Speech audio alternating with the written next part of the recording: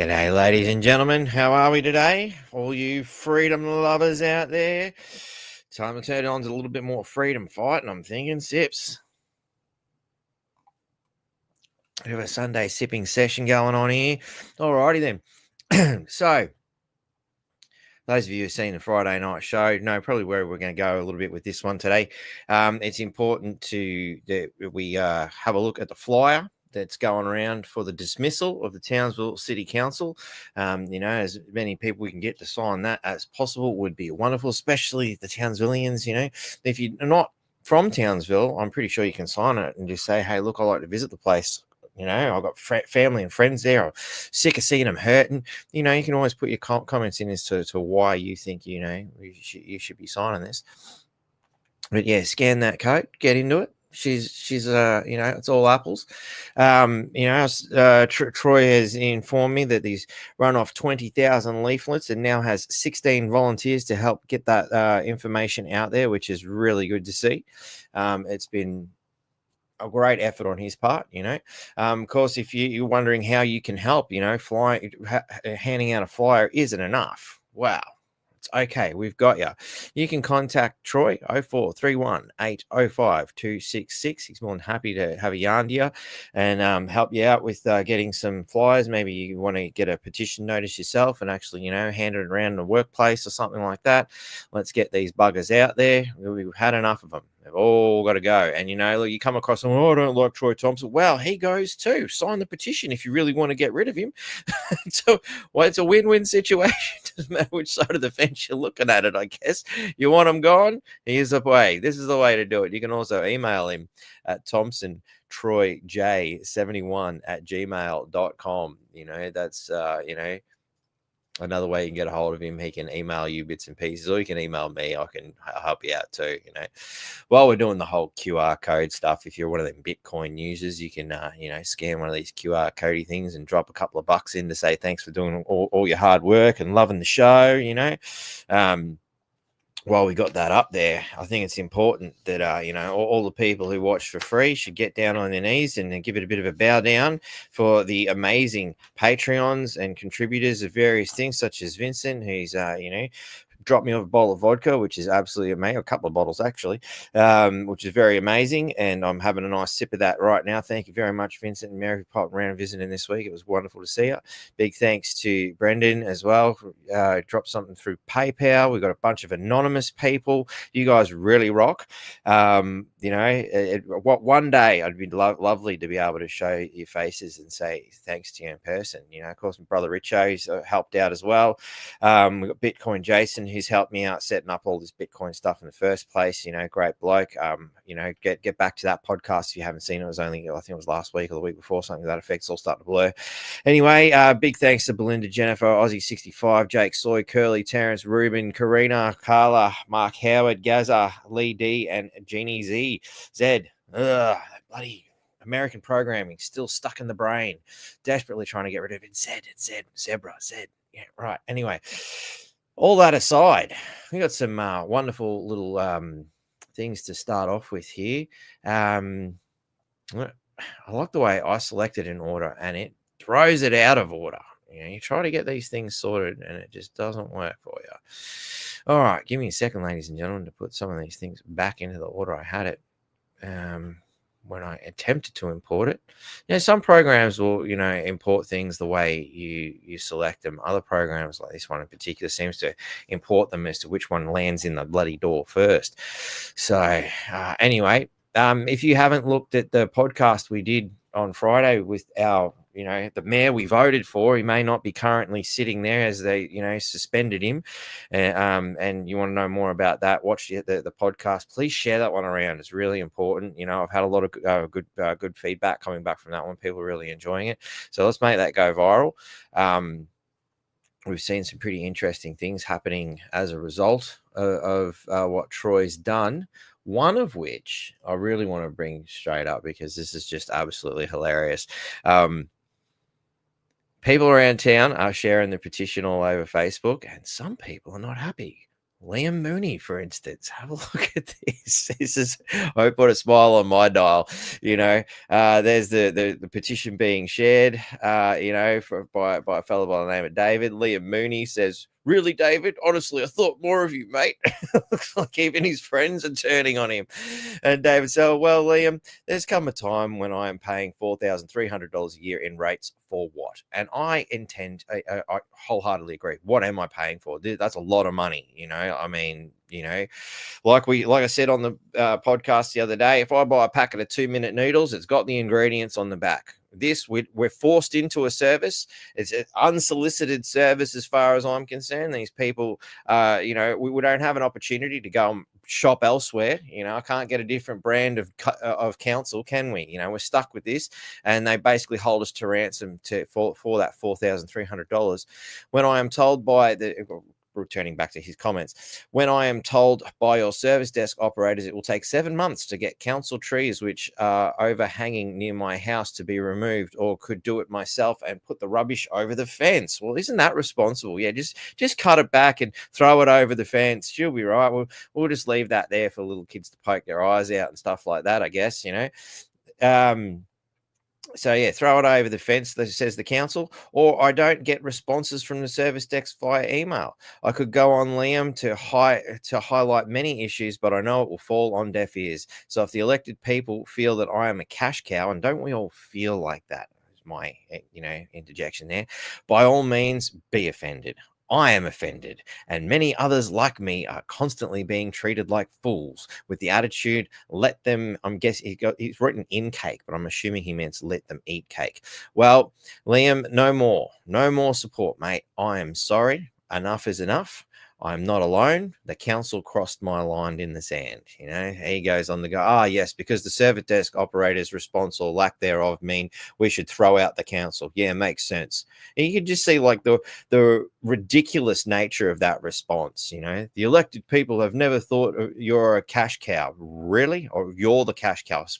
Perhaps specifically that person, because we certainly feel like cash cows here in Townsville. Instead of sharing this ridiculous petition, did you bother to send me a message to your local councillor or myself, someone I thought was a friend? Disappointed, mate. And he sums it up clearly at the bottom here. Clearly, Liam, you did not read my post. I am so disappointed, Liam. This is the attitude I was referring to. My councillor is missing in action. And this is how all of us feel. Where the hell are they? I mean, I'm not going to have a go at the staff, because most of the time they're probably following orders from cockheads like that. I mean, it's absolutely mind-boggling. The crybaby attitude. It really is a big crybaby attitude. And I actually got a little meme here just for old mate. Oh, by the way, you should probably get a copy of Dr. Zeus's book. It's called Marvin K. Mooney, Please Go Now. But we can probably adjust that to Liam Mooney, Please Go Now. Bugger off, mate. Nobody wants you. I can't think of anybody I know that likes you. I think you're an absolute train wreck and a very disturbing individual from what I've heard. I've heard some dodgy stories about you. Boy, my God. If only I could prove what I've heard. Certainly makes my skin crawl. But anyway, where was that meme? Yeah. This one's for you, Liam. Some of y'all come from the if you'll quit crying, I'll buy you something generation. I kind of feel like Liam Mooney might be one of them. We came from the if you don't quit crying, I'll give you something to cry about generation, mate. Well, we're giving you something to cry about, mate, when we kick your ass out the door, you tosser, and the rest of the toss bags. You thought you had a friend. Well, I thought Christian Price was a friend too. Turned out he wasn't. So, we all got a big dose of reality, didn't we, from this crooked council? Really didn't take much to corrupt that bloke, which was very sad to see. Anyway, how I wanted to start off the meme section of this today is with a good old back in the day. You remember back in the day, April 5th, 1987, the Bundys moved into our homes. It was a time when turning on the television didn't make you feel sick. It was a time when there was only 4 ads, and trying to get to the toilet and finish your business and get back to the television programming before the ad break ended was a mad rush. We were fighting each other to get to the dunny first so that we didn't miss any of the show. Those were the days. Why? Because we had something worth watching. Back when sitcoms didn't care who they offended. Honestly, I don't know about you, but I certainly miss that, And on that note, I was segueing a little bit here. I thought, good old Paul Hogan show. That's why I like to have a bit of a drink, because back in the day they used to do that. They have a beer on television. Nobody gave a shit. Remember Molly Meldrum and Countdown? Absolutely smashed. Brilliant. We were proud of that sort of stuff. My God. And some stuffy bloody idiot come and threw it all out the window and ruined all the fun for everyone. Bloody fun police come along wrecking things. No good, them mob. Anyway, what I wanted to show you was I found some more Paul Hogan stuff too. It was bloody gold. This is a corker. So this is from archive.com, and check it out. 6.7 gigs of the Paul Hogan show, ladies and gentlemen. I'm sure you're as eager as I am to revisit the glory days when things were amazing. So as I understand it, it looks like you can download that by, via torrent, or, you can go to, I think you've got show all, got 210 files and all the rest. You can go through and have a look and download it. I'm going to punch that in the comment section for you, ladies and gentlemen. And it's also on my Telegram. Apologies to everybody who depends on me posting the links on Telegram. I didn't realize I forgot to do that till I went to put this on Telegram. So it's on Telegram. The link to this is on Telegram above the links for today's show. All right. I look forward to watching that one. But I did actually find something else from the good old days that I reckon you mob might get a kick out of too. Hang on. Where did that end up getting saved? Well, anyway, this will keep me entertained while I figure it out. Thanks to Tracy for sending this through to us too. And Kingswood Country, yes. Hang on. What's going on? Come on.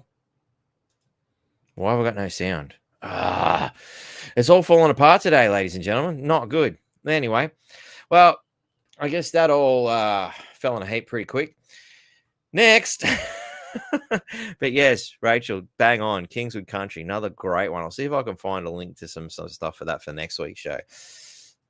Bloody corker. Absolutely, Oliver. Absolutely. A bloody corker of a show. You cannot beat things like Kingswood Country, Paul Hogan show, and good old Married with Children. Those were the days. Creativity, intelligence, and nobody gave a shit who you offended. I mean, put your money on the fridge, Wog. What a quote. That's great. And nobody cared. If anything, it highlighted the racist issues, but now you can't do it like that. Everybody gets offended for something. Well, not everybody. Idiots get offended, Anyway, so we spoke on Friday about the trust the science thing and how apparently I know about conspiracy theorists, according to those monkeys over there at the Channel 10 there, that fool that was poured into a suit that was too small for him, decided that I was a conspiracy theorist because I don't trust the science. Well, here's some science for you, buddy. Here's some science. Remember the science. Trust the science, eh? Trust the science. Have blind faith, eh? She's right. That's right. Not the bloody Kingswood. I just shampooed the fan belt. So, I seem to be missing one of those things. Anyway, we'll find it. It'll turn up somewhere, somehow. So, what the hell? Someone wrong. Anyway, the old food scenario. So I like this meme. It was a good one. What farmers and ranchers know about animal care seems to be quite substantial compared to what animal rights activists know about animal care. Just remember, their cats are transsexuals and they're vegans. Yeah. Nothing like a little bit of abuse to help you raise your animal, eh? Well, this is pretty straightforward. A farmer feeds you. A politician feeds you bullshit. Is it really hard to decide who we should be supporting in this day and age? Especially when there was another picture that goes along with this, but anyway, this is how much food you can get for the cost of a packet of cigarettes in Australia. Now, I'd also like to remind perhaps some of the international viewers that the other day it cost me $27 for 3 liters of milk and 4 liters of juice. So you can imagine how expensive a packet of smokes is. Absolutely obscene, And I highly would avoid the Woolworths sausages. I tell you what, they smell the same on the way in as they do the way out. It's quite an amazing achievement, the Woolworths, and particularly and Coles as well. I'm actually tossing up as to which one was worse, but I think they're pretty much on par for the astounding smell of sausage turd the next day. It's astounding. I don't know what the hell they're doing. Maybe they're just feeding us shit in the first place. Just a theory. Anyway. They told me that if I eat the bugs and enslave myself on behalf of the ruling 1%, that the wealthier will get gooder. Thanks, Ralph. Very important information. And it leads me to the astounding, loss for words as I think about, back in my day, the whole idea of the leftist construct was to be against the wealthy, because, well, look at we're the downtrodden, worker class, these people have got all this and all that, and that's why we're pissed off at them, that was the fundamental principle. Now it's a pick your billionaire. Like, who do I like more? Do I the one that wants to enslave me or the one that wants to free me? It's just, what the hell happened to the world? It was so much easier back in the 80s. Everything was straightforward. You knew who your enemies were. Communists, socialists. It was really easy to see, but you didn't realize it. Well, the whole time we were being programmed in high school, they were programming us to be there. It was fucking horrible things. Speaking of which, that segues wonderfully into the Green New Deal, a metaphor for Australia today. Wind turbine wedged under bridge southwest of Brisbane cause traffic chaos after truck misses off ramp and slams into overpass. Yep. Can you imagine how much carbon it's going to, this emission saving device has now we're going to need now to remove this thing, all the big diesel trucks to pull it out, or the big repair crew to fix the bridge. Wow, we really saved the planet on this giant monstrosity, didn't we? And it just gives you a fair idea of how much natural resources have gone into the resources in general. Of course, I'm assuming there's a bit of natural resources. There's a lot of oil in there to make the bloody thing spin, and grease and all that sort of stuff. Not to mention the metals and we've got to quarry out all these, rock and stone for cement powder to make the foot. There's a lot of nature being wrecked to save it. It's astounding. But the climate change psychosis is doing more harm to Australia than any other country. That's an interesting fact. I have to check out that one a little bit more. I didn't get a chance to find the article that corresponds to it, but I'm pretty confident that's something to be said there. Of course, we've got some statistical analysis. Now, this was something I actually seen, I reckon a good bloody 20 years ago. People were sending it. This is before the the Facebook craze and all that. We used to get these things via email. That's how long ago I've been aware of just how ridiculous this blue vein cheese sausage is good. Yeah, righto, mate. You can keep your blue vein sausage, mate. Definitely not going to go for that one, but this is interesting here, the fine art of deception. So the age of dinosaurs, is that what they're really worried about? They're worried about a new age of the dinosaurs. Yeah, I guess old mate's drawn that in, but obviously it was a reptilian world, and maybe they're with David Icke, and the climate alarmists are actually really worried about a big reptilian uprising because the weather will finally suit their needs. Is that why they're so worried about the weather? Clearly, the planet survived quite well. Megafauna, for example. Interesting concept. So, it's pretty straightforward. But of course, they'll probably turn around and say, "Oh, hang on, we haven't homogenized that data that we got from ice core samples to prove these things." And in case anybody was wondering how they determine that, ice core samples. But, this one come from Craig Kelly that ties in with the Ralph Wiggum stuff here. You will eat the bugs. 2 million of taxpayers' money is being spent to fund a design propaganda to get spent to fund to design propaganda to get Australians to accept eating insects. Net zero means their end of the beef, cattle, and sheep meat industries. You can understand why now that the price of a steak is going through the roof, right? It's to get you to stop eating it, so they can offer you the cheaper and better alternative. Problem, reaction, solution. So get ready to teach your children to accept eating insects. Now, I have attempted this just out of pure, entertainment value. So I like to watch Star Trek. One of the things the Ferengi like to eat is bugs. So every time they pull out one of those little mealworm looking things, which is supposed to be a tube grub, apparently, and they start eating it, I turn to my 3-year-old and say, hey, do you want to eat some bugs? Look, they're eating it. And, she has this natural inclination to say, no, I don't want to eat bugs. Who the hell wants to eat bugs? Seriously. What? I couldn't convince a 3-year-old with Star Trek. I'd love to see what these idiots are going to cook up. It's absolutely mind-boggling what they're going to do. We do have an article on that, but we'll come to it all in due time. And Chief Bug himself, have you ever seen a bigger bug? Is looking for work. Anybody shedding any tears? Any tears being shed here, ladies and gentlemen? Can't say I am shedding any. Blue vein cheese. Oh no, Chris. Sorry. Nah.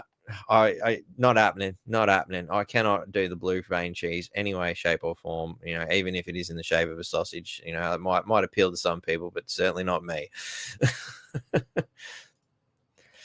So, while we're on the lunatic asylum, I'm starting to think that perhaps the Greens took such a flogging because people are sick of having to explain simple things like this. Apparently there's 8 billion people in the world, and 8 billion of them amazingly came out of a woman.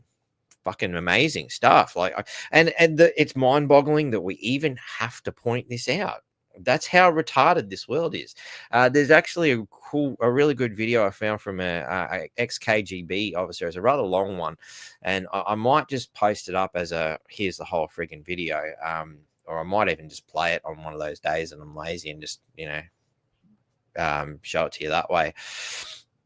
But the whole idea of how it takes a generation to start completely brainwashing people into wanting blue vein sausages, for instance, or to actually accept retarded ideas that men can have babies, or basically retarded ideas like socialism, for instance, and he goes in quite extensively as to how the process is done. And the amount of thought that's gone into how this system works is just as disturbing as what they're actually doing. So anyway, let's get that to there.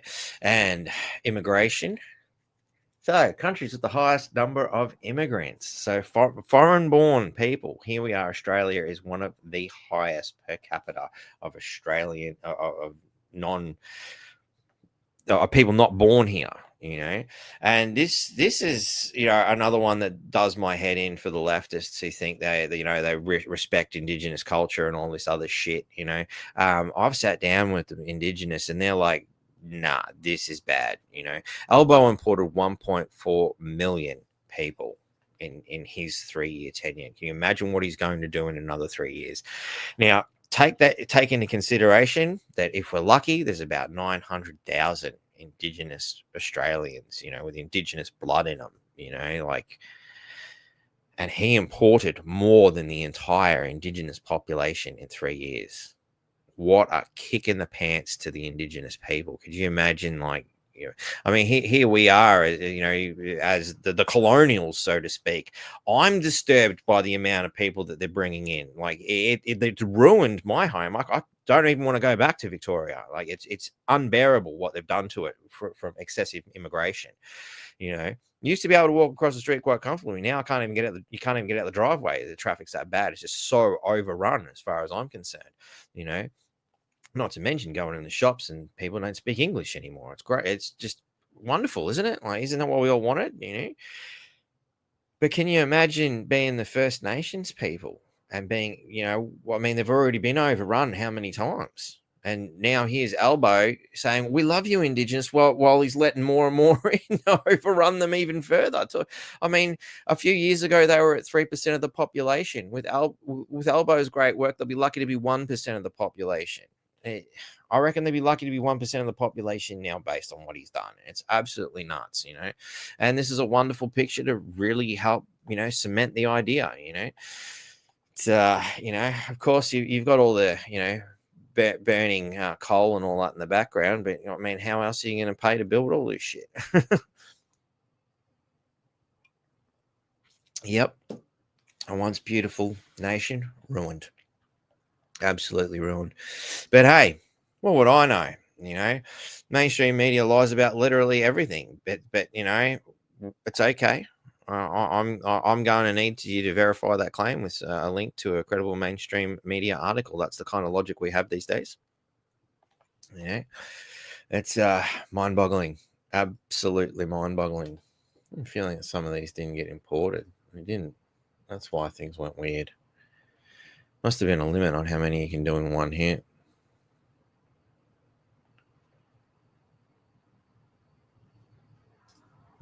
There's that other one I was looking for. So this is one that was supposed to come up first for the food, things we need to give up, processed food and processed people, I mean, speaking of processed people, well, Victoria's made a good move. They gave up on this knob, Does anybody actually think that collagen lip projection thing looks good? It's funny that they've got a hot dog right next to her. Fucking just a coincidence, I guess. It's the only thing those lips suggest to me. Anyway, no thanks. I won't be needing that. I believe everything the legacy media tells me. It is a disturbing day and age, isn't it? So anyway, let's come back to this stuff here. Okay, that's what that button does. Righto. So, of course, we talked about this petition. If you're just coming in, you definitely want to sign this, particularly if you're a Townsvillian. I'm going to punch it into the comments. It is also available on Telegram. At least I believe it is. Did I do that? Pretty sure I did. Yep, it's available on Telegram. You just have to scroll a little bit up. It is there.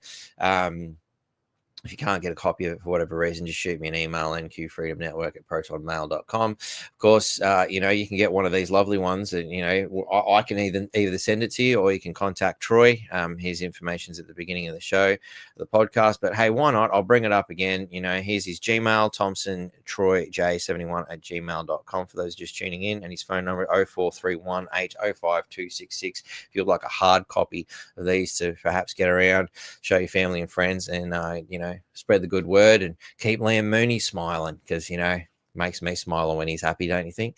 Anyway, so they actually, astoundingly, the Townsville Bulletin wrote this is possibly one of the best pieces of journalism they've ever written. It's actually, the better way to describe it is one of the least shit pieces of journalism I've ever seen. If we're coming from that network, they didn't meant in any way, shape, or form call him a right-wing conspiracy theorist or something else to that effect. That was actually fair. I mean, Jesus, if that's not a look at that. Isn't that a reason to sign the petition? Look at that face. Oh my God. Oh, and would you believe this woman's a hairdresser too? Oh, astounding. Absolutely astounding. Anyway, it's enough of that. Here's another petition I actually found, which is a pretty good one, given the nature of what brought us all together in the first place, ladies and gentlemen, is this stand-up thing, because this, I don't know if the word honorable should be in front of Mark Butler's name. I think it needs a big DIS in front of it. That's just my opinion. He is busting to make sure we are going to conclude the WHO pandemic agreement. Apparently, Australia stands ready to deliver on this ambition. Word abortion, I think, should be here. I just naturally seen the word abortion. It just popped into my mind there. We cannot afford to fail. Right? No, we cannot afford this. This is nuts. So. Those chins, exactly. More chins in the Chinese phone book. No, anyway.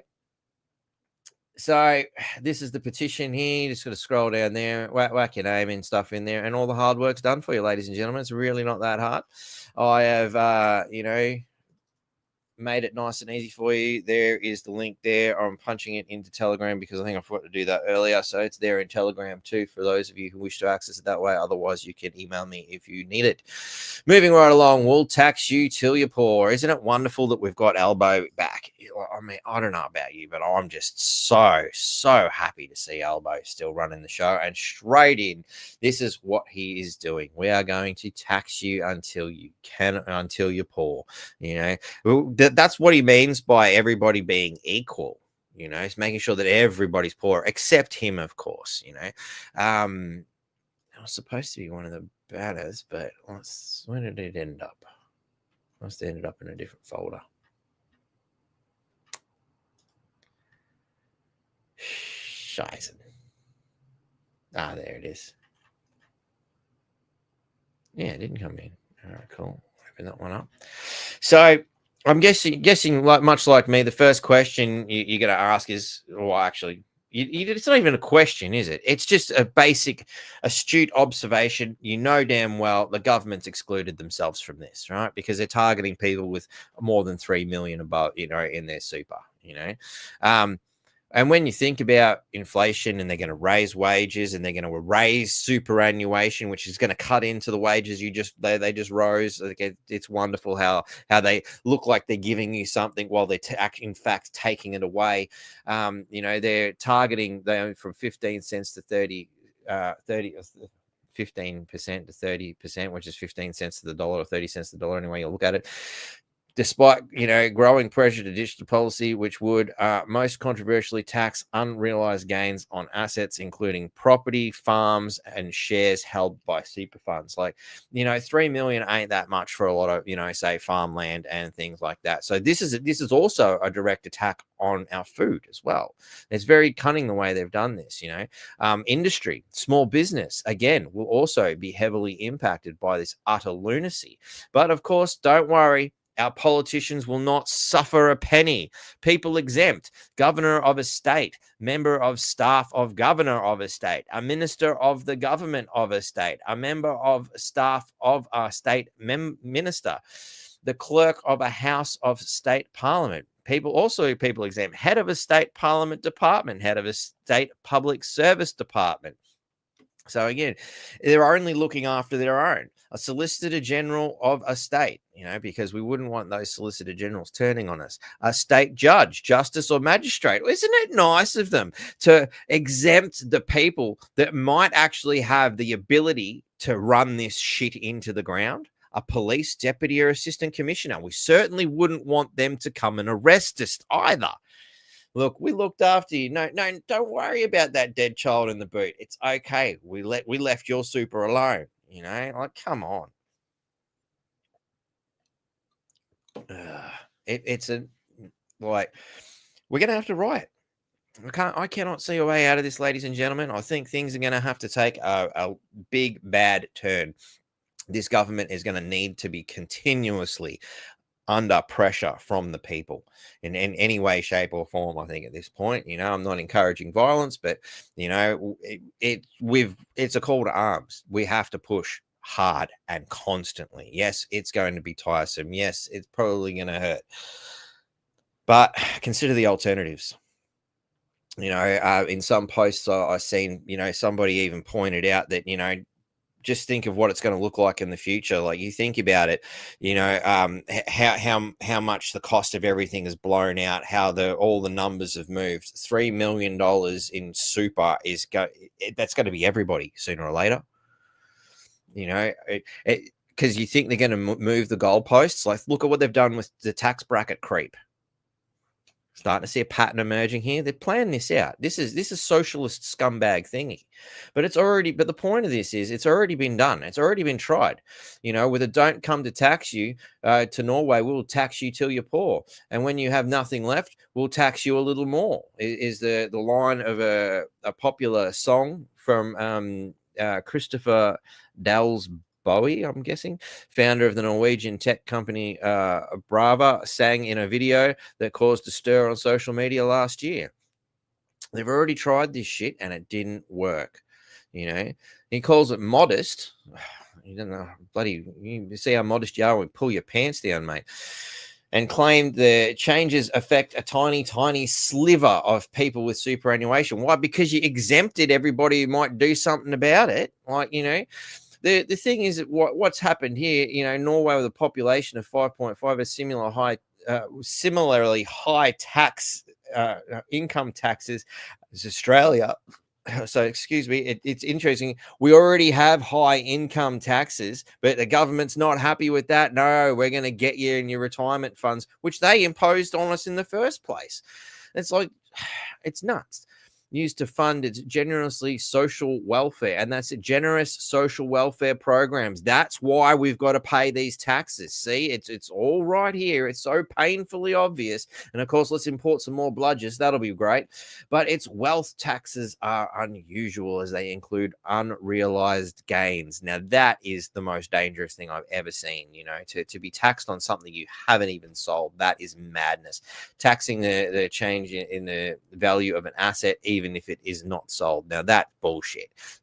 Watch every business get shut down. Watch people anybody with money is going to pack up and leave.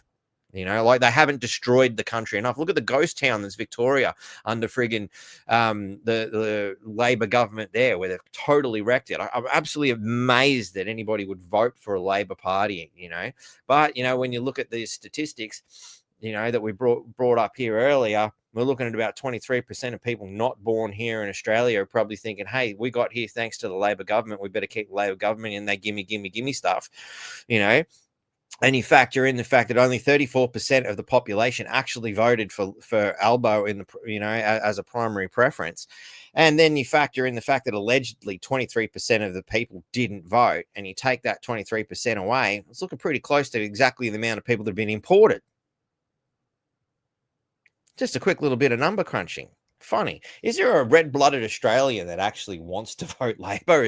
I know I've seen a few of the idiots, around who are in the Labor Party, so they'll vote for it because they're in there and they know that their super's safe and their wages are safe and all their benefits are safe. And if I just suck up a little bit harder, I can get another shit job with the Labor Party. It's just mind-blowing. Absolutely mind-blowing. But anyway, the country's centre-left government raised its wealth tax to 1.1% from the 0.85% and raised the dividend tax, accelerating an unprecedented exodus of the country's ultra-wealthy, many of whom have relocated to Switzerland in recent years, another country that's under a bit of pressure at the moment due to excessive migration. The recent wealth increase in Norway has expected to bring in an additional 146 million in yearly tax revenue, according to research, right? But instead, individuals worth 54 billion or 84 billion in our cash left the country, leading to a loss of 594 million US. So 927 million in our terms. They were hoping to get 228, but they actually lost that much. That's how much of a dumb idea this retarded shit that Albo's pushing out is. Absolutely nuts. This is country crippling stupidity on a monumental scale. Is there anything this moron does that isn't dumb? It mind-blowing. It really is. Anyway, enough of that one. I think that kind of really sums it up quite well.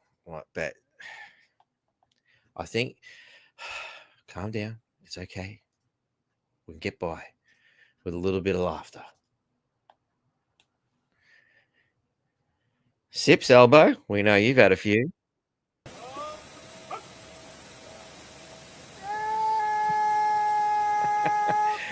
If I concentrate really hard, I can make it down the stairs. Please don't do a Joe Biden. Please don't do a Joe Biden. Oh my God. What an embarrassment to think that this is the face of our nation. Oh my God. Ugh. Even when I'm trying to have a laugh, it still makes me horrible. What a horrible dude. Anyway, here's another interesting video while we're talking about Albo, because we're going to have to deal with this climate cultist crap. I think people are becoming more skeptical of climate change because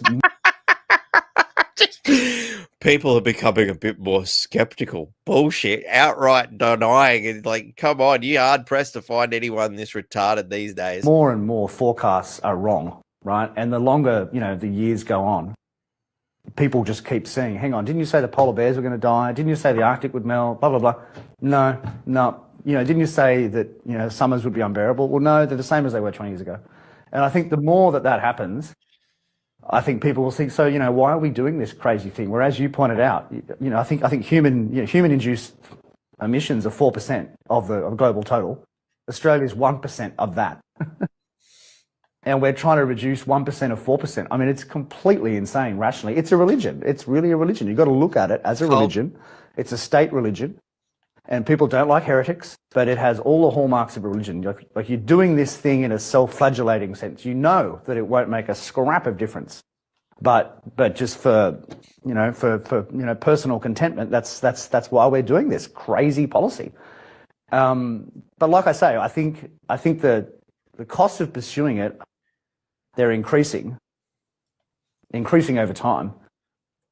You have your wind and solar farms a little bit, that doesn't cost much, but as you start to make it more than 50% of the energy supply, the costs become extraordinary. And there'll be blackouts, it's the actual financial costs, the investment. So I think it will all collapse, but we just have to try to minimize the amount of damage on the way. And that's the scary thing, is we are trying to minimize the damage on the way. Now, while we're on that note, have a look at this. When we do the right thing. But soon, millions of homes and businesses will pay the price for going green. If you've got solar, you'll have to pay power companies to store it. Free EV charging. Come on, guys. Stay for a couple of hours. Are you for real? Is it for free? Yes, it's for free, mate. Please stay a couple of hours. I'll make you a cup of tea. Just hang around. Okay, top me up. God. Marcus is on a mission. Just take the lead. Use anything, okay? To give away his power. I'll get it back about 6, 7 o'clock, all right? Okay, thank you, Marcus. Before he's charged for it. You probably can't stop looking at that thing. It's like a taxi meter. It's sucking money. Marcus calls it It's the Great Solar Stitch-Up. that leads all the way to the halls of power in Canberra. Mate, would you like some free power? I got too much solar power. And this crusading customer isn't alone. This is a kick in the guts for the everyday Australian who's been looking after their bottom line. It appears nearly every man and his dog's about to cop it in the socket. Only 3 hours to go, baby. Okay, Betsy's not hitting the treadmill for 3 hours, and Marcus isn't drying a lone sock. This is a bit ridiculous, isn't it? I tell you what's ridiculous. He's at pains to point out a looming power problem. It's ridiculous now that they encourage us to do solar for 15 years, and now they're going to smack us if we want to export it. 3.5 million Aussie homes and businesses are like mini power stations. Till now, these solar converts have been receiving money from power companies for every extra kilowatt of electricity they send to the grid. But soon, a solar switch will be flicked, and it'll be the power punters who pay.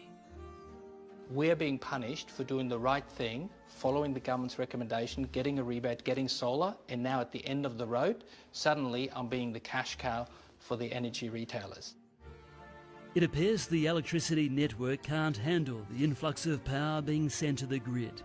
The network needs upgrading, and solar consumers will foot the bill. Since 2006, solar has grown exponentially. So somebody in the planning department for the energy network could have worked out 10 years ago that we're going to be in this position here right now, but they did nothing about it. Has the government been asleep at the wheel? I think that the uptake of solar has occurred at a pace that has probably exceeded expectations all around. So I do think we are catching up. Anna Collier is the chair of the Australian Energy Market Commission. Doing nothing was not really an option. The grid would get congested, no more solar would be able to be exported, and we'd actually be in a worse position for everyone. The tax word is not a good word. Incentive is a good word. Kathleen's a solar industry pioneer. She fears the controversial new levy could kneecap installers and suppliers. I'm terrified to find out what it might do. Hopefully it won't kill them. Don't use the carrot and the stick. Just use the carrot. You know, incentivize people to use their self-consumption. Customers can avoid the new charges by exporting their solar during peak times, or fork out thousands of dollars for batteries to store their power. And let's just remember, they catch fire. I don't need it because I got the solar there. They paid me to do the right thing by the environment, to create renewable energy, and now they're smacking us hard not to give it to anybody because they want to charge for it. It's crazy. Marcus is calling on Energy Minister Chris Bowen to step in. It's probably his idea. You want some free power? I got too much solar power. No taker for the free power. And look, while the mess has not grown on Minister Bowen's watch, he's the energy minister. I'd love him to fix it. So this is the petition that we're asking people. Action Group Solar Citizens CEO Heidi Lee Douglas would also like an audience with the Energy Minister. We've been knocking on the door for Mr. Bowen to present that petition to him, and so far he's Kerry, can you send me some paperwork on that? I'd like to see that. NQ Freedom Network at protonmail.com. Thank you. refused. Basically, the energy companies are wanting to start charging people for sunlight. That's just not fair. Well, the problem with that, Adrian, is getting off the grid isn't so much the problem. It's if something goes wrong and you decide you want to go back on the grid, they make life fucking hard for me. Trust me, I've looked into this. And that's basically what I've been told by a lot of people, you know. And it's like, you know, because it seems like a wonderful idea at the first time, you know, you're going to put up a shitload of bloody solar panels, you're off grid, doesn't matter. They can have a blackout and it doesn't affect you. Wonderful idea, you know, so long as those batteries keep charging. Now, one of the problems with the solar system is that the batteries need to keep a certain amount of charge. So charging them till they're dead is dangerous, you know, which is why you end up charging them off the grid if you're not producing enough solar. This is where things get a bit hairy, you know. So you get, you know, a lot of bad weather. You're off grid, you're not being able to charge your batteries enough, then you're going to find yourself living like it's, you know, the dark ages, because you're going to be unable to use a lot of shit, you know. Heaven forbid you want to use aircon or a heater or something like that on those shitty weather days, you know. Here we'd probably be going for aircon because it's hot and wet, whereas down south they're going to be wanting to run the heaters and things like that, you know, because it's cold and wet. So it's a sticky situation. You need quite a bit. You're probably going to end up having to go and get diesel generators and stuff on top of this. How much crap are you going to fill your house with? You're going to fill it up with solar panels, chuck in a big wind turbine, a couple of solar power, a couple of diesel generators, and all this just to power your house. Like, it boggles the mind. Just imagine every house having to do this, the amount of garbage and useless shit we have to buy, when once upon a time all we needed was a coal-fired power plant. One coal-fired power plant to sort everybody out. Like, this is common sense to me. But look at this ridiculous nightmare they've created unnecessarily for nothing. What's your response to slogans out there like solar tax? Our obligation is to serve the long-term interests of consumers as a whole. So at the end of the day, I feel it's unhelpful to wrap it up in something that's simplistic in that way. I'd like to know what we're scaremongering about. I think that it's quite legitimate for people to be questioning whether that investment that they've made can suddenly be taxed. It's up to the state governments to bring in the solar export tariffs. The expectation is the average solar home will be about $70 worse off, but they'll still save around $900 a year on power bills. Well, it's a few cents now, but we know energy retailers, it starts here and it ends up there. And by the time it ends up there, with the size of the system I have, it's going to be a damn lot of money out of my pocket. Which is why Marcus's prank to plough through his power as fast as he can might not be so ridiculous after all. Full-time job, using up your power. Absolute madness. Well done to the government. So anyway, I understand this is happening down in Victoria at the moment. We're not the only ones with, you know, I mean, a corrupt government. I mean, it's all stuffed, isn't it? Whether it's local, state, federal, it all seems to be one giant shit heap, you know, and it just varies in depth. You know, it's like the bog of eternal stench, you know, for all you lovely Jim Henson fans out there. Check this. I rise. Actually, hang on. We want to do that afterwards. Where did that other video go?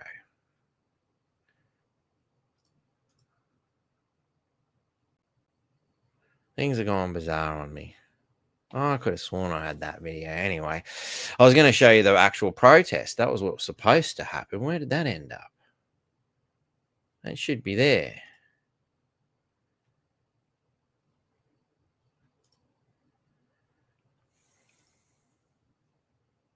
Yeah, well, I need more staff.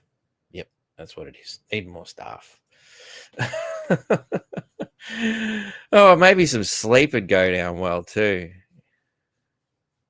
What in the hell? Where is it?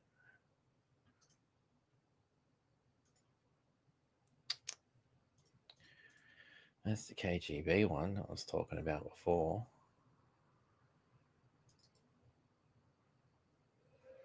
Yeah.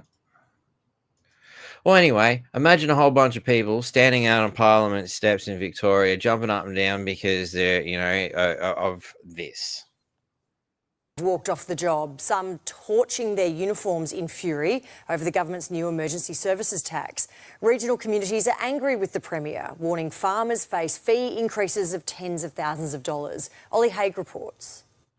With a burning hate for the Allen government, CFA volunteers down their tools like dominoes. Just letting you know, Hexham Brigade is offline until further notice.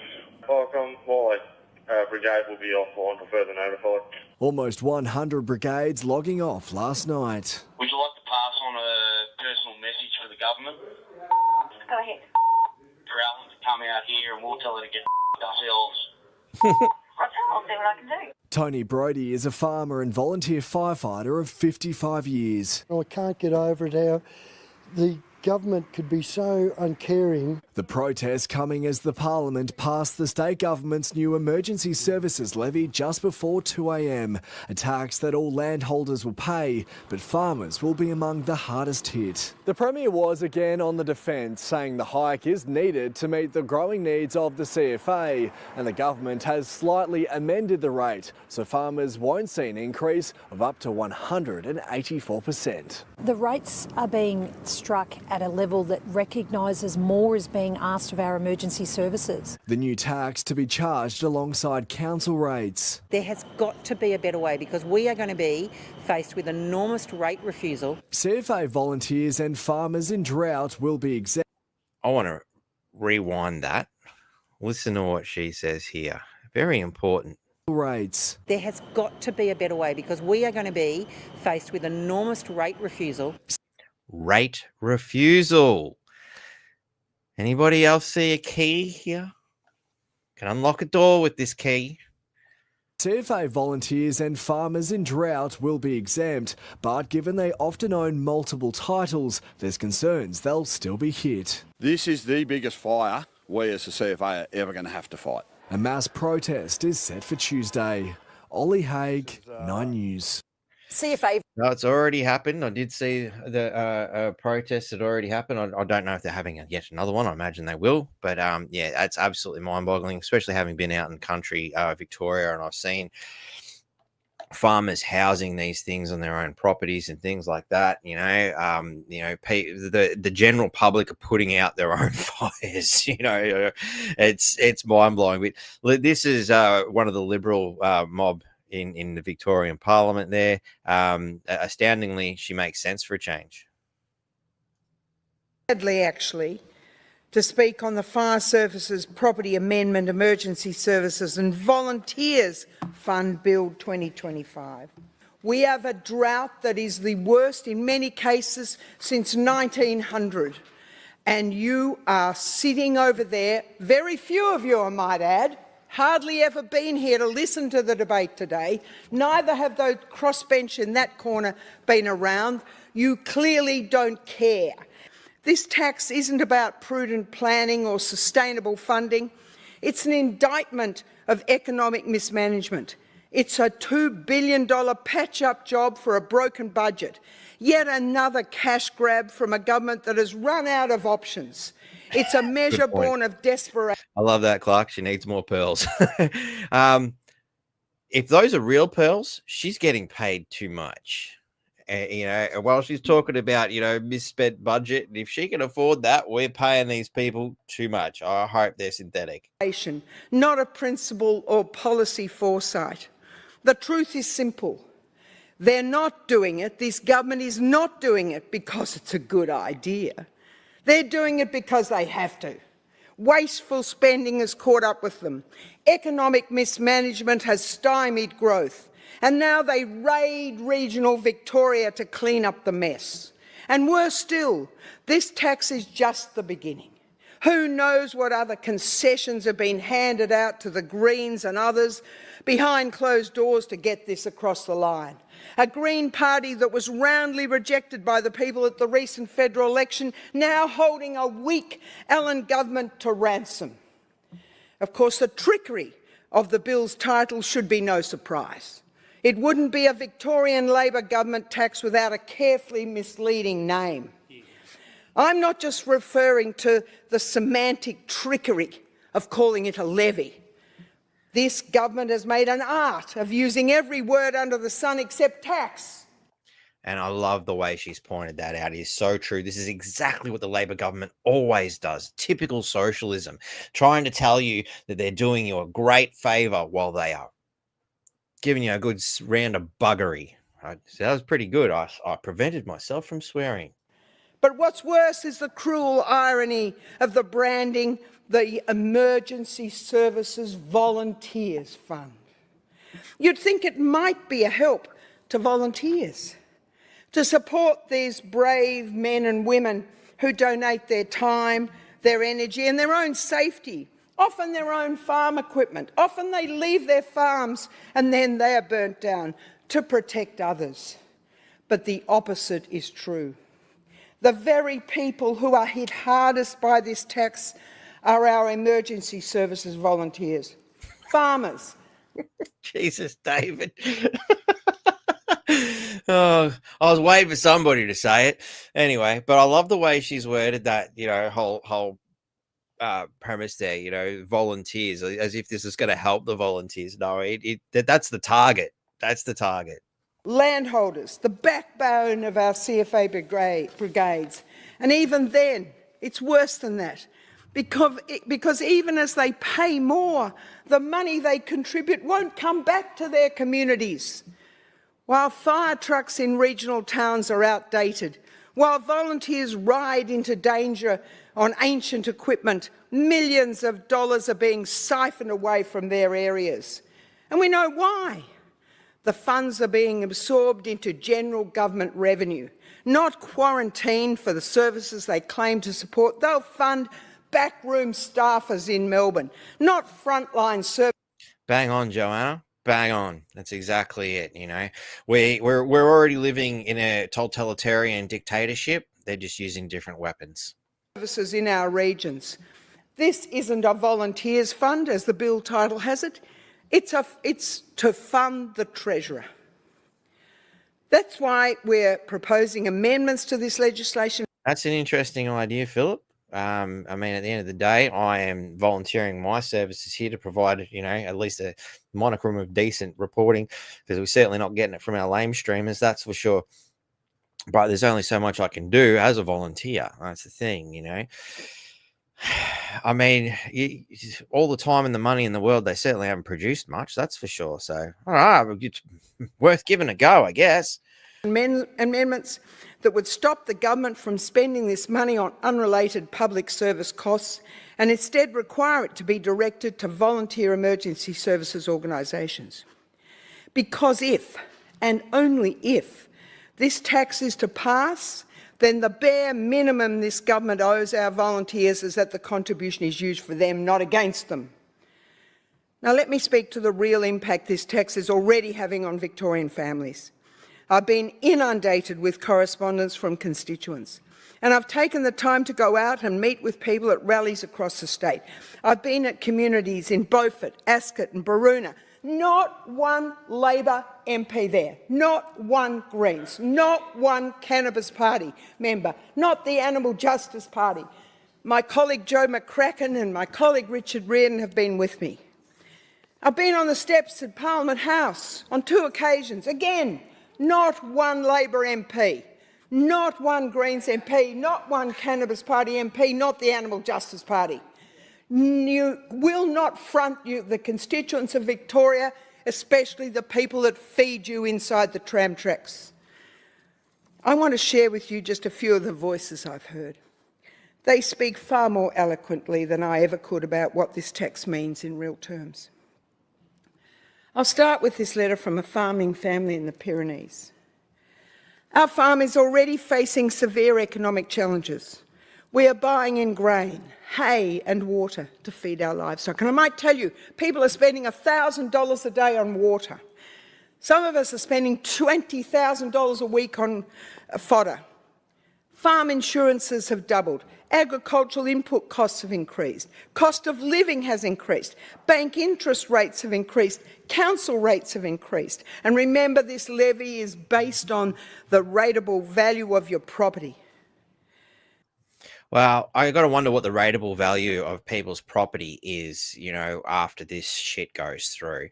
And, you know, I've been saying for quite some time, and it's pretty obvious they want to attack food, you know, because they have a huge industry. So, I mean, that bangs on for another 10 minutes or so. If anybody really wants to continue watching it, you can just go to her thing. What's her name again? ESV. So Beverly MacArthur MP, I think I found it on X, I think it was. You just go and check her thing out and you can go watch the whole thing if you want. I want to keep moving, to be honest, because that kind of ties into what I was going to say next. But actually not there. Where is it?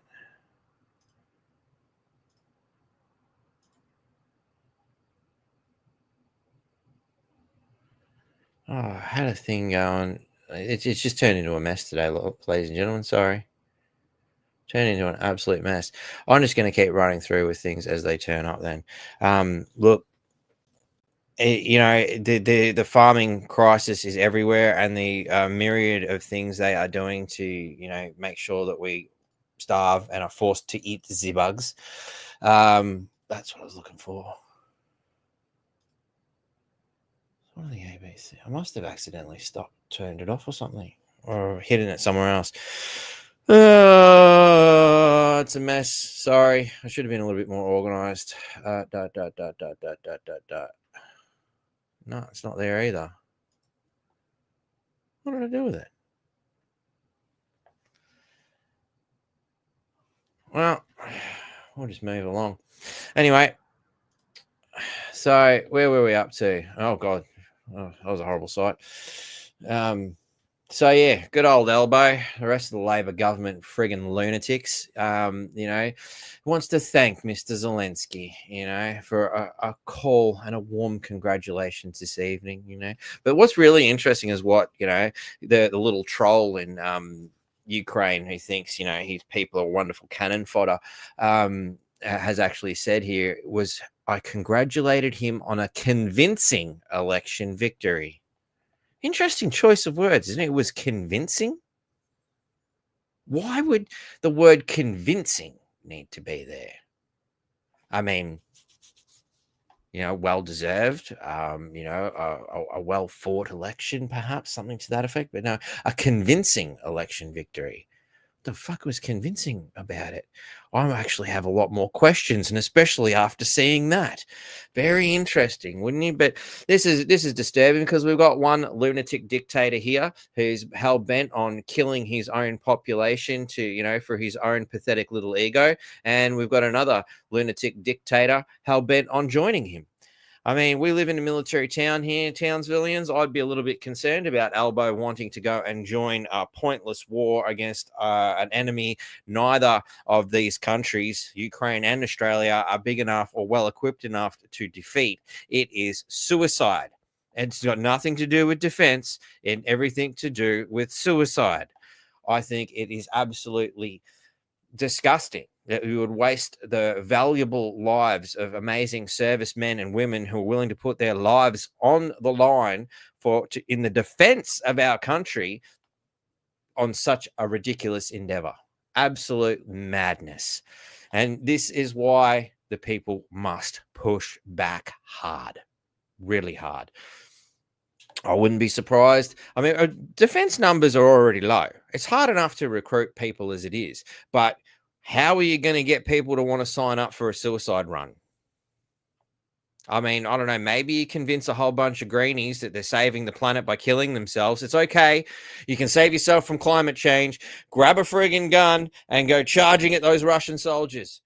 Save the world.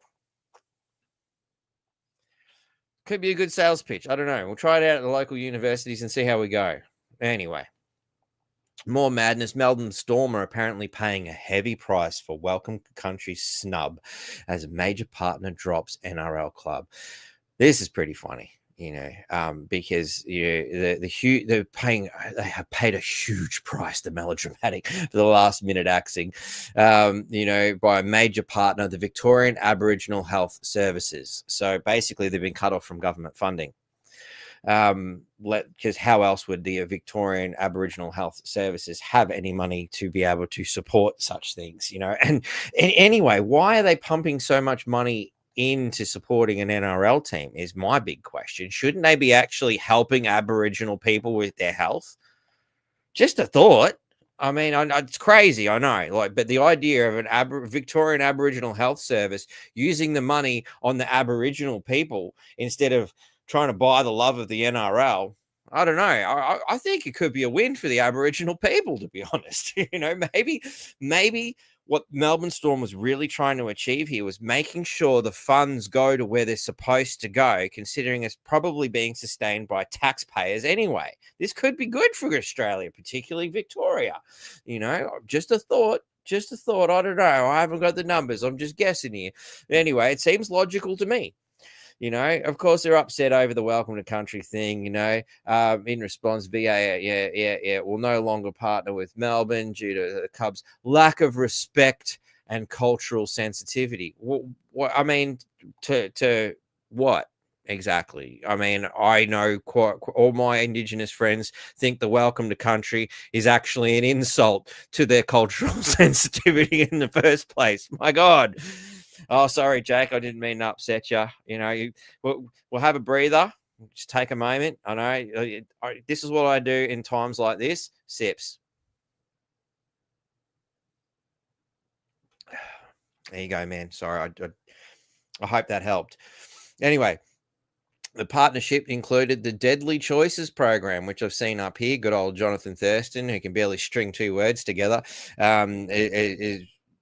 Was there promoting it, and I desperately tried to get him to string at least a half decent sentence together and explain, how the system worked and why Indigenous people should sign up for it. Because the funny thing is, there's a hell of a lot of Indigenous who haven't even gotten birth certificates or registered with the government because you know what? They fucking hate the government. So they send people like Jonathan Thurston out there to try and say, hey, look, you should support, jump on board with all this. Look at all the free stuff I get for kicking a ball around, for instance. We'll give you free stuff. And in that particular Deadly Choices thing was, all the rest of Australia have to pay for their birth certificates. They give them away for free. For the Indigenous, and they get special commemorative NRL ones. They're using sports to try and entrap these people in a system they don't want to play with. It's nuts. And again, you can bet the Victorian Aboriginal Health Service is not going to look after any Aboriginal who has not signed up to be a part of the system. That was one of the few things I did manage to extract painfully from Jonathan Thurston, was that they can't actually participate in society if you don't play the game. That's the big trick, So anyway, I just thought I'd point that out because I thought it was pretty entertaining. Anyway, speaking of entertainment, ABC is really good for this. The Queensland government cuts Environmental Defenders Office funding despite pre-election promise for support. Now, if you read this, you think, oh my God, what a horrible thing they've done. You know, oh, they broke a promise, right? So all the leftards will jump up and down about this because that's about as many words as they can digest. And now their brains have been set into, 15 minutes of hate mode. But when you actually read the article, it was just a wild, unfounded accusation of breaking a very firm commitment by cutting all the funding. But when you actually come down, it's as per the commitment before the election, we honoured Labor's funding agreement. That was the commitment. We honoured the agreement that was made, and it expired at the end of June 2025. Where's the broken promise? This is a nothing article. It's that quick to destroy this entire piece of shit journalism. It is garbage, utter garbage.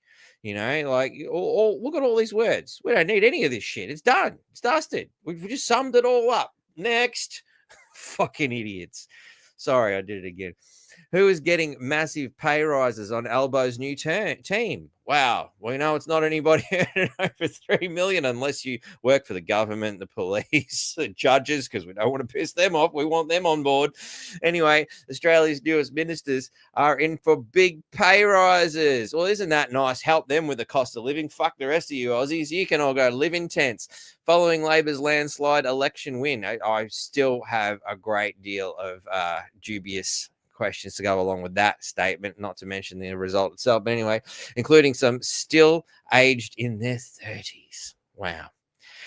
Anthony Albanese is the highest paid around the cabinet table at $607,516. I'm guessing he, really needs that extra $16, doesn't he? Followed by his deputy Richard Marles on $479 and $3. That extra $3 he'll be able to buy a liter of milk now. Jim Chalmers $438,000 and $113, not quite enough to get 3 liters of 3 liters of milk and 4 liters of juice. That extra $13, he'll need to tap into that 100. Although these salaries are unchanged from their previous term. The biggest pay rises went to new Melbourne-based ministers. Notice they're really flogging the Victorian scenario of absolute abject poverty. Elevated from the backbench on Tuesday when they were sworn in by the Governor-General, Sam Mouston, who's probably never actually done anything other than, do you agree to be a good little slave for the Labor Party? Yes, I do. Well, welcome to the fold. Here's a big bag of cash. MPs have been promoted, for the backbench to the outer ministry, increasing their base salaries by 57.5%. Now, how many of us could really use our salaries to go up 57.5%? I know I could. I hope it doesn't put me into the bracket creep scenario if that were to happen, but it probably would because, at the end of the day, we're just going to get shafted one way or the other. Sam Ray's is 38. Has been appointed the new Minister for Aged Care and Seniors. What the hell would she know about aged care and seniors at the age of 38? Truth. I'm older than that and I wouldn't be putting myself in charge of something like that. Maybe you need somebody with a bit of age, a bit of wisdom, some life experience, perhaps. My God. Yeah. I've got a solution here. We could help her understand aged care by being a member being a minister for aged care and seniors. We could really help her with this, right? Let's give her an old age pension, shove her in a retirement home, and that's where she can live. There's work experience. I think it's a wonderful idea. What do you guys reckon? Because I'm betting she wouldn't know shit. He's joined in the salary jump. Oh, he. Oh, well, Sam could be anyone these days. Hey, maybe is it a she? Maybe he identifies as a she. Did we get a pronoun? Sorry. Oh, there it is. He's joined. That's how we figured it out. Oh, good on me. Anyway, in that salary jump by Daniel Molino, an economics economist with a PhD from Yale. Wow, I'm guessing he's come from a poor background too, who has been appointed assistant treasurer. So see, there's some more of these working class socialists we're talking about with PhDs from Yale. And Jess Walsh, former union leader. Well, we know where they got their millions to buy their campaign from, who now holds the early childhood education portfolio. Oh my God. Early education portfolio. Actually, I've got a video for this. You know, this is probably the kind of thing. It's a bit of a segue, but I think it works really well here. Watch me not find it again.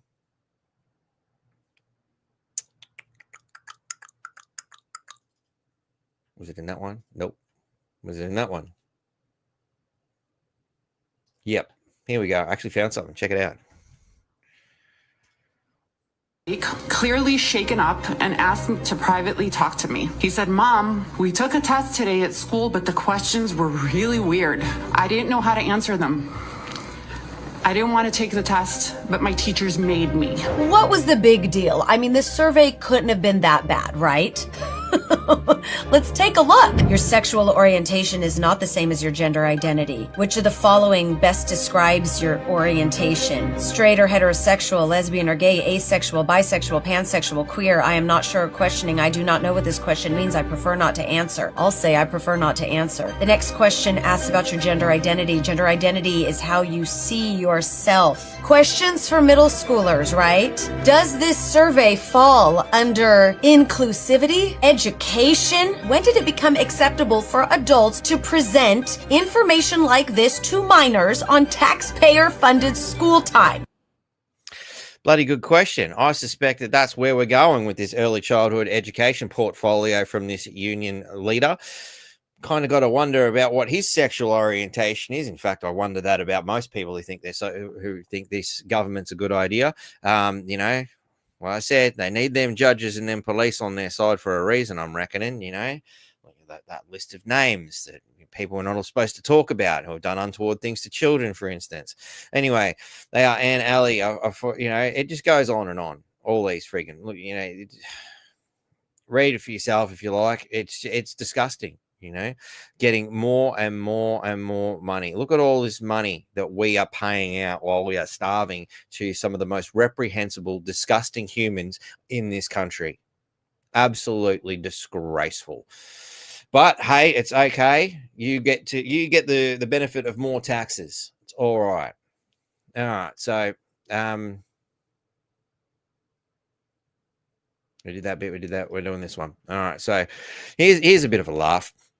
Novo Nordisk CEO Lars whatever Jorgensen to resign as Ozempic faces stiff competition. You know, using that word, you think they were selling Viagra or something. But anyway, the company behind popular new drug Ozempic says its CEO Lars Frugard. Did I say that? Frugard? I don't know. Flurigard, whatever. Jorgensen will step down following a plunge in the company's share price. Isn't that good? A plunge in the company's share price. This is the drug that addicts you for the rest of your life, and possibly doesn't help. Most likely shortens your life anyway. Not that obesity was going to do you a great deal of good anyway. But anyway, so what's funny about this, and I couldn't actually find the video in time, but I did see it. I think it was on Redacted where they were going into it. And there's a video of Trump going on about how a friend of his has traveled overseas and managed to buy this, you know, like Trump calls it the fat drug or something to that effect. There's something jovial had to go along with it, you know. But yeah, it's the fat pill or something, you know, almost cheapened it to a clot shot almost. But we know it's a horrible, disgusting drug, you know, but his friend is overseas, you know, and they've put him on this fat drug, and I think he was in England or something. He managed to buy it for like $15 or something. I'm just, you know, guessing at this point. I can't remember. I know it was a really low number. Whereas over in America, it's hundreds of dollars. And he's like, this is ridiculous. Why is America paying that much money? And it's quite simply because the drug companies are more than happy to rob the American people blind. So it's been announced Trump's going to step in and start doing stuff about this, and they're going to lower the cost of these sorts of things. And they're just, they've called up the drug companies, and you go, what's going on? It's like, all right, we after arguing for quite, we can't hold this anymore. There is no reason. We're just being greedy pricks, basically, is the paraphrasing scenario of that. And I dare say, as a result, plunge in the company's share prices. Look out, we can no longer rob the American people blind. So there you go, they're all stuffed. At the end of the day, what should be saying here is drug dealer, loses job. That's how I would have put that, but that's just me. Anyway, moving into an international minefield. Israel's full-scale assault on Gaza escalates as Netanyahu, good old Yahoo of the universe, vows to continue until Hamas is destroyed. Yeah, so at the end of the day, I don't know how you want to see this, but or how we should see this, really, but over 52,800 Palestinians have been killed, with 500,000 facing starvation due to Israel's blockade, sparking accusations of ethnic cleansing. I don't see how you could see it any other way, really. Let's face it, this is pretty bad. Netanyahu admits to deliberately destroying Palestinian homes to force mass displacement, a policy condemned by the UN as inhumane. And what are they doing? Fuck all. I mean, if it was a deadly virus, don't worry, we'll clamp you down and punish you to the nth degree until you take the clot shot. But when we're actually bombing people into extinction, don't worry, we're going to do fuck all about that. Israel airstrikes target hospitals and refugee camps, killing civilians, including children, while far-right politicians advocate for recolonization. Again, isn't it the far right? What, what's the far left doing? Pumping more money in? More humanitarian aid. But it's openly stated here that the Yahoo isn't letting it through. Yahoo serious about this? Come on. Trump proposes U.S. annexation of Gaza aligned with Netanyahu's expansion plan. Expulsion? Oh, sorry. Expansion plans. How silly of me. It was expulsion. Freudian slip. Drawing widespread condemnation from Palestinians and human rights groups. So, like I said, that's all they're doing. The far left are just condemning it. Golf clap? Golf clap. Well done, guys. Well done. But at least you could call Trump far right. I don't think it's true. I'd say well-centered myself. But, at least he's saying, can we get the people out of the way before they're all dead? It's better than just going, well, I condemn this. Where's me smokes?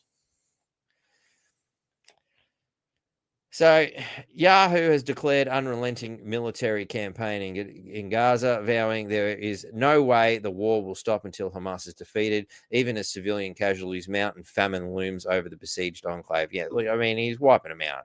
At the end of the day, Israel wants that land. That's the only way I can see this, But Trump has said to greenlight renewal of Gaza strikes as the world laments truce collapse.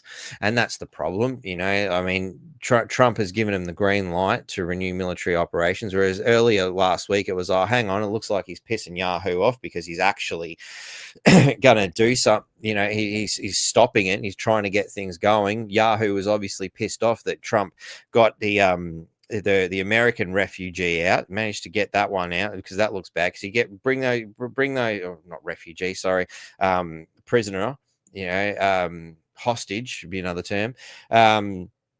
He rescued that one hostage and was like, hang on, we can't get the hostages out because that would end this whole scenario. Well, it looks like they weren't, Hamas weren't willing to let go of the hostages. So Trump's gone, well, I tried. Sorry. Continue bombing, I guess. That's what they want, Israel cited Hamas's repeated refusal to release Israel hostages as its reason for resuming strikes. We know that's the thing, But again, the looming question still remains: is did they let them take them in the first place? Because it's supposed to be the most defended wall in the world, And old mate here. Actually, I couldn't get this video, so I'm gonna try it this way.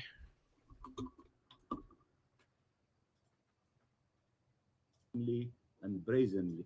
Israel has been openly and brazenly blocking humanitarian aid for over 2 months now. This is engineered starvation. It is the most inhumane form of torture and killing. 2.1 million people are at risk of famine, with 500,000 faced with a catastrophic situation of hunger and starvation, illness, and death. Israel is weaponizing aid, unleashing famine, which impact is felt most by the smallest children.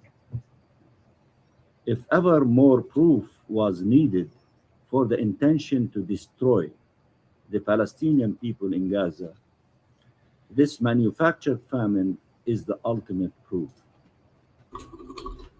And of course, they're going to do fuck all about it, aren't they? So, you know, that's the issue. You know, there's supposed to be rules in place here for, you know, treatment of people in wartime conditions. You know, this is long beyond decent treatment, isn't it? I don't understand how this makes any sense. You know, was it that one?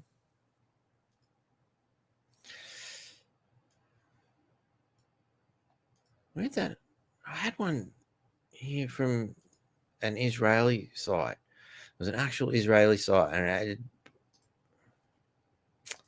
Jesus, things have gone really pear-shaped for me today. It's not hidden anywhere else, is it? Anyway, they've been going for over 500 days of bombing the shit out of this. You mean to tell me you couldn't send in some ground troops and go and figure out who the bad guys are? You couldn't get in there and go and get your hostages? Like, I mean, how long does it take? I didn't realize this was a court case. You know, it's amazing how long they can drag these things out for. Like, get in there, get the job done. I don't understand why it has to be done the way it is. You know, of course, Trump's the bad guy for trying to offer some sort of a solution. You know, Trump suggests US take Gaza, make it a freedom zone. Now, what the hell that means and what it looks like? Wow. Can you show me a free place in this world? I mean, what the hell does freedom zone mean? I mean, it's just a catchphrase at this point. I've got, you know, he's got concepts for Gaza, and I think they are very good. Make it a freedom zone. Let the United States get involved and make it just a freedom zone. Not exactly the best phrasing of a sentence. I'd be proud to have the United States have it, take it, make it a freedom zone. So these are pretty explosive words, possibly not the best choices. Let some good things happen. Like what? What good things? People, you know, put people in homes where they can be safe, and Hamas is going to have to be dealt with. All right. So, well, deal with them. You mean to tell me with all the weapons, all the sophistication, all the drones, all the shit you got, you can't sort this out? You know? I mean, I'm assuming the scenario here is that, you know, the Palestinian people's turn on, you know, the alleged Hamas and go, yeah, no worries. There's your leaders. Get rid of them, please. Just stop bombing us into absolute misery. But these people are never going to stop hating Israel after this. You bombed them for 500 days. I mean, I'm having a hard time thinking anybody, you know, has any compassion in this scenario. I mean, obviously we're seeing, you know, people from Israel going, this is wrong, stop, you know, so you can't tar everyone with the same brush. But I mean, Netanyahu and whoever's going along with this is clearly absolute lunatics. You know, this is not good. Not good in any way. It doesn't matter how you feel about the Palestinian people or, you know, whatever. I mean, there's still people. It's inhumane, you know. And like I said, there are international laws that are being broken here, and nobody's doing a goddamn thing, you know. But what do we get here in Australia? There's a unique opportunity for Australia. Look out, ladies and gentlemen, inside the push for an Australian-backed children's hospital in Gaza. I went to the hospital here in Townsville, as I've stated many a times, and got absolutely shock and service. I got told to go home and fix my own broken toe. I think my tax dollars could be applied a little bit better here, you know? And what's the point? So fucking Israel can blow it up again? It just said in the other article they're targeting hospitals and refugee camps. This is stupid. So Dr. Mohammed Mustafar, which I'm pretty sure was a key battle zone in episode 3 of Star Wars, Mustafar. Anyway, recently met with Foreign Minister Penny Wong, there's another wonderful stand-up Australian, to make his case for a children's hospital in Gaza. Wong called the talks positive and said she looks forward to continuing to work with him. Oh my God. Roll out the friggin' Australian tax bank checks. Don't worry, we're borrowing the money from China. Oh God. A British Australian doctor. Hang on, did I read that name right? Dr. Mohammed Mustafa. Yeah, apparently this guy's Australian. A Perth-based Dr. Mohammed Mustafa told SBS News this was his goal after recently returning from a humanitarian mission to Gaza. Now, he went to Gaza and got out. How? Which has been under Israeli bombardment since a Hamas-led attack on southern Israel on 7th of October 2023. So Hamas went in for one day, somehow, some way got through the stiffest security in the known universe, stole a couple of people who are they even alive at this point? 500 days later, but this guy got in and out, no worries. I want to return to Gaza, he says, with an Australian-built hospital. What, you putting that in your suitcase? That's when I want to get back to Gaza. Well, good. You can go now, mate. I would return tomorrow if I could to help. Why don't you? But until that hospital is established, my mission is not complete. So you want me to hand over money for you to pack a hospital into your suitcase, fly over to fucking Gaza, prop it up, paint a big fucking target on it and say, "Dear Netanyahu, please throw some more American weaponry at this." Am I the only one here that thinks this is fucking stupid? The 35-year-old is Mustafa, who is training to be an emergency physician in Australia, returned from his second trip to Gaza last month. So he managed to get in and out of there recently, just in case there was anything to worry about, He's still training to be an emergency physician. Okay, right. The 35-year-old is with the Palestinian Australian New Zealand Medical Association. We have a Palestinian Australian New Zealand Medical Association. How much is that costing me? A non-profit organization. Oh, look out. Another non-for-profit. We know what that means. Where's Doge? Where's the Doge that provides medical relief and support to Palestinians? Mustafa made international headlines in March following an interview with SBS News from Gaza. So SBS News even got into Gaza. Sure as anybody can get in and out of there, apparently. Bombs could be heard in the background. What a surprise. I don't think I could be... Anyway, does anybody else look at this and go, what the hell's going on? So he's had a private meeting with Penny Wong. Well, look out. What kind of things did they do in private? It was a very positive meeting. Okay, so they both enjoyed it. Got to reach around, perhaps. I thank the foreign minister for her commitment and the acknowledgement of the difficult circumstances. She understood the gravity of the situation. What, like bombs falling from the sky gravity? In a statement, Wong confirmed the meeting took place and paid tribute to Mustafa's selflessness to continue to work with him. I deeply appreciate. I'm more than happy for Wong and the Labor Party and old mate. You want to go? I think the last dollar we should give to this is their plane flights to Gaza. That's just my opinion. Because I don't see anything we do going to help. Until the world, this is just my thoughts, until the world goes, seriously, Israeli government, what you're doing is fucking ridiculous. Sit down and talk this shit out. Or, right, let's send in these, apparently we have very, very well-trained SAS and all these sorts of people to, not saying our soldiers should go in there, but, Green Berets and all these other sorts of military minds, Israeli defense forces should be, well-trained at this too.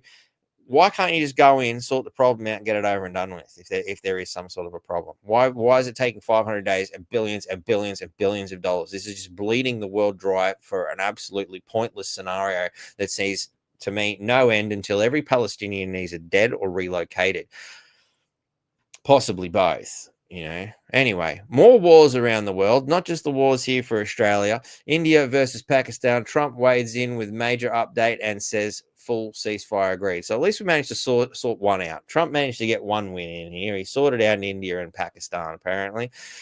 So they've agreed to a full and immediate ceasefire after US brokered talks aimed at halting escalating cross-border strikes, and the announcement followed weeks of deadly missile and drone attacks triggered by a massacre of Indian tourists that New Delhi blames on Islamabad.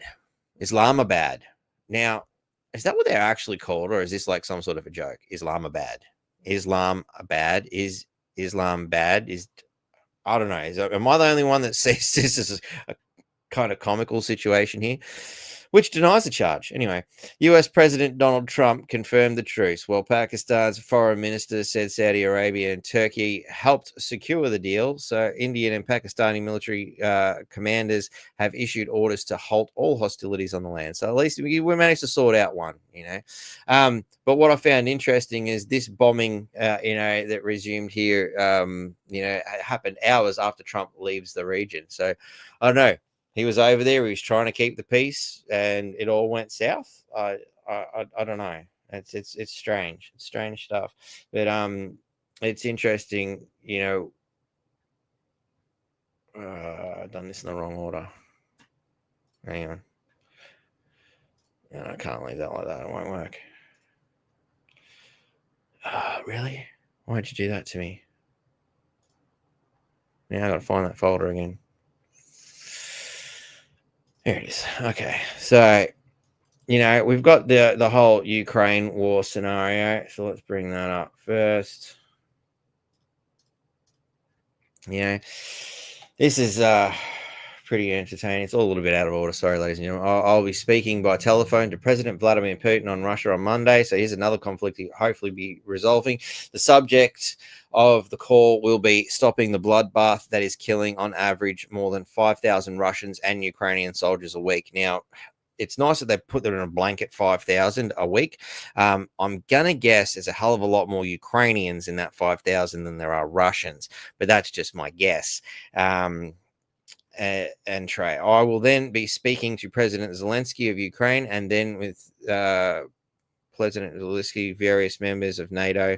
Hopefully it will be a productive day. A ceasefire will take place, and this very violent war, a war that should have never happened, will end. God bless all. So, there's something that could be happening there. What else? I'm going to get through this. Cut that. So what was interesting here is you go and you have a look at, it's not what I wanted to do. Share screen works better.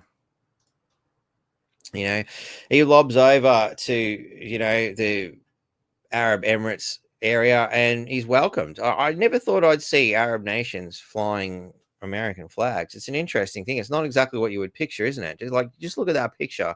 To me, it's a little bit mind-boggling in a sense, I don't. Have a look at that. It just, fascinating, isn't it?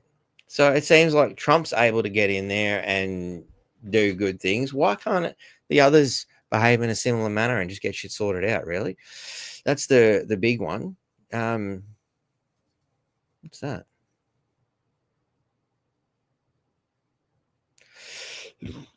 Right, that's it. Sorry. You reckon this is a mess? Step inside my mind. Top Iranian officials says Tehran would forego highly enriched uranium in nuclear deal with Trump. So this is something else we've sorted out. We managed to sort the Iran problem out. That should annoy the shit out of Yahoo. I'm pretty sure his next sights of just continuous 500 days of bombing people with American weapons was aimed at Iran, but we'll see what happens. He may still get his wish because he seems pretty hell-bent on blowing everything up.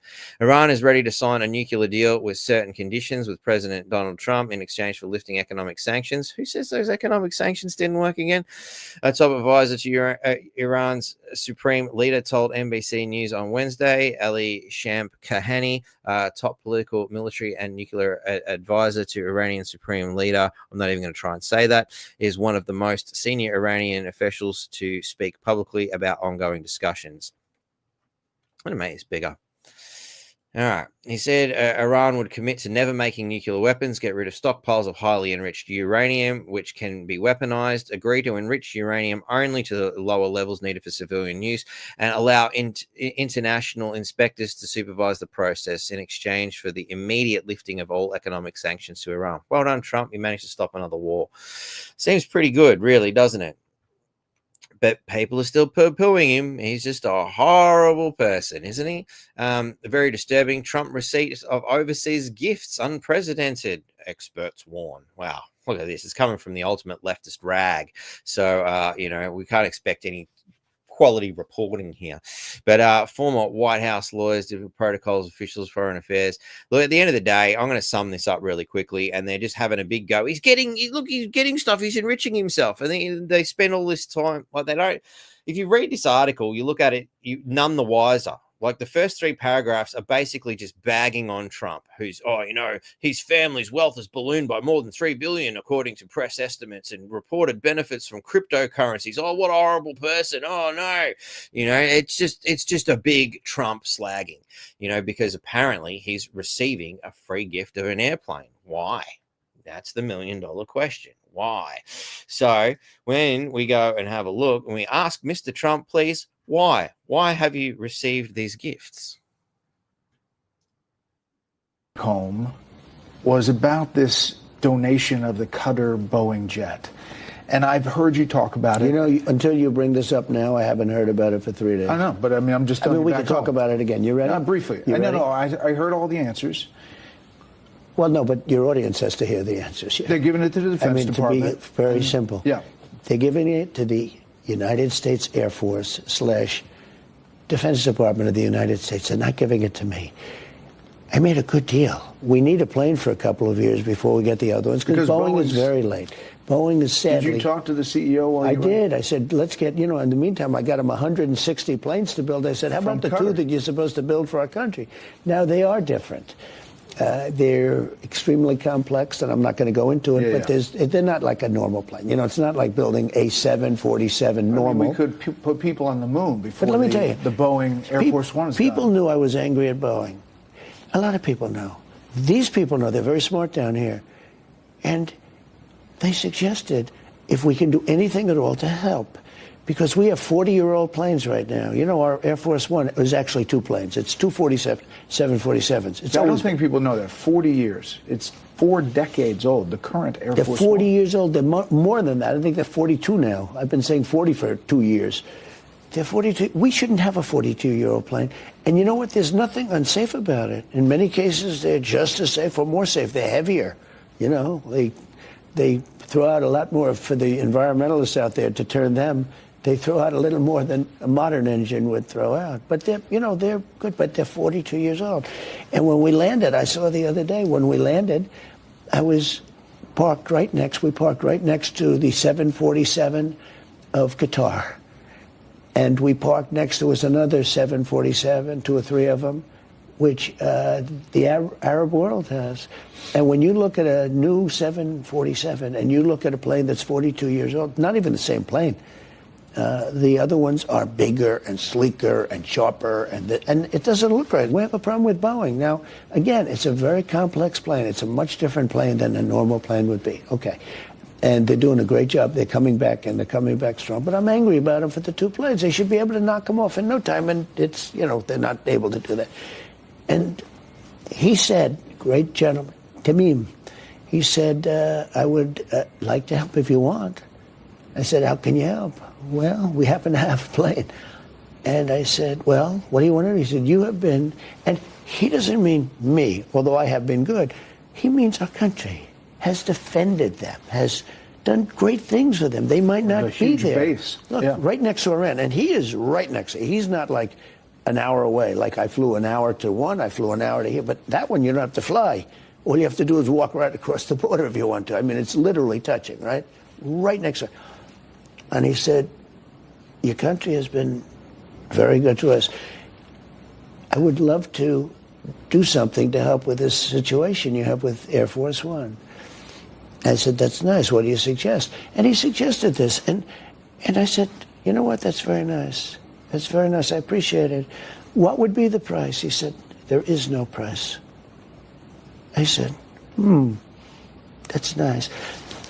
Now, this plane's not for me. This goes to the United States Air Force for whoever is president. And at some point, it'll be like Ronald Reagan. It'll be decommissioned. You know, it's 11 years old. So it stays until it's decommissioned. Yeah, it'll be decommissioned because they won't want it. Plus, they'll have the other two planes by that time, and there'll be brand new planes, etc. But I just want to say, it was a radical left story that a lot of people, including you. And I asked the Prime Minister about it specifically. And he said, you know, he didn't understand the reaction back home. And, you know, he made that clear. I think he was insulted, actually. He made a gift to help somebody that has helped them. It was so nice as a gesture.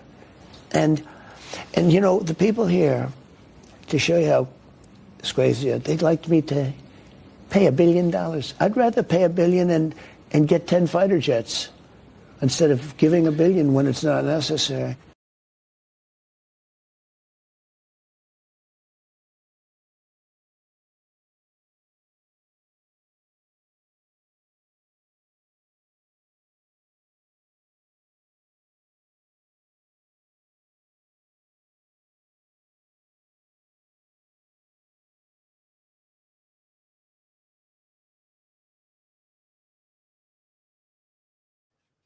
Sorry, I forgot. Mute.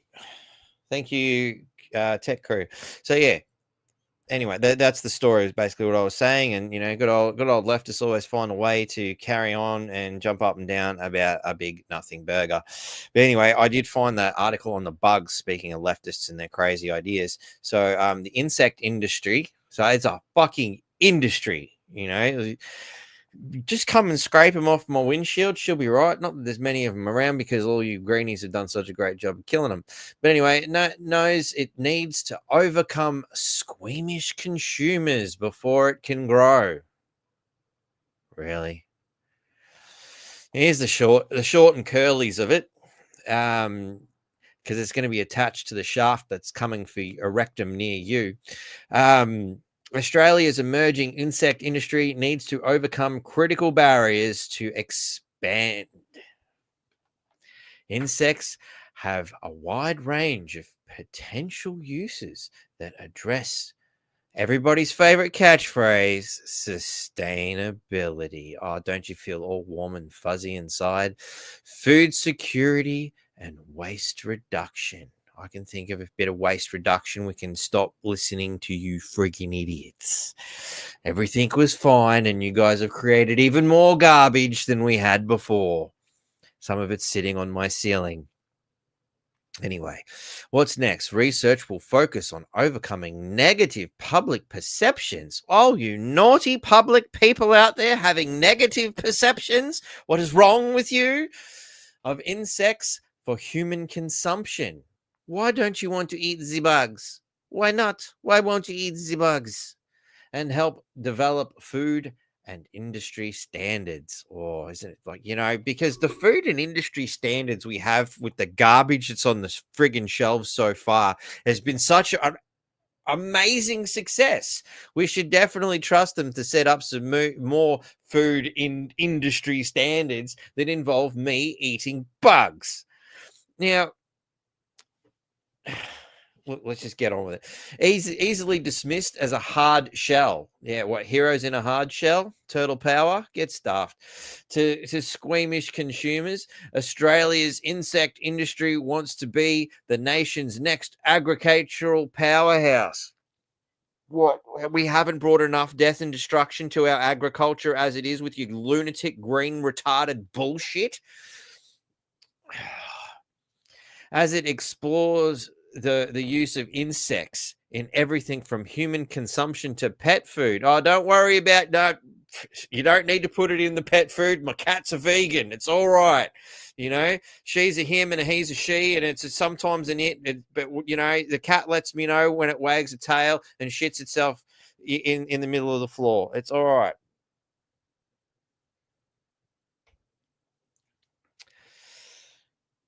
But we're going to use it for waste recycling. That's a good one. You're going to teach them to eat friggin' all the plastic. You're going to teach them to eat used solar panels. Maybe you can teach them to eat friggin' used wind turbines and wind blades instead of burying them everywhere, huh? You're going to create, what are they going to create? Some genetically enhanced termite that eats through friggin' useless green garbage. The industry admits there are some critical barriers to still overcome. Yeah, I think I might be one of them. I don't think there is a thing these friggin' idiots could say that would convince me that they have any of our best interests at heart. It hopes to address those with a $2 million research program. Oh, look at that. They'd be so kind. They're going to hope to address my insect, what was the word of hesitancy? Insect hesitancy by robbing me blind and then selling me back propaganda. Bugger off. The fact that ABC puts this in such a manner is disgusting, and it's I mean, it'd be humorous if it wasn't for the fact that these people are deadly serious.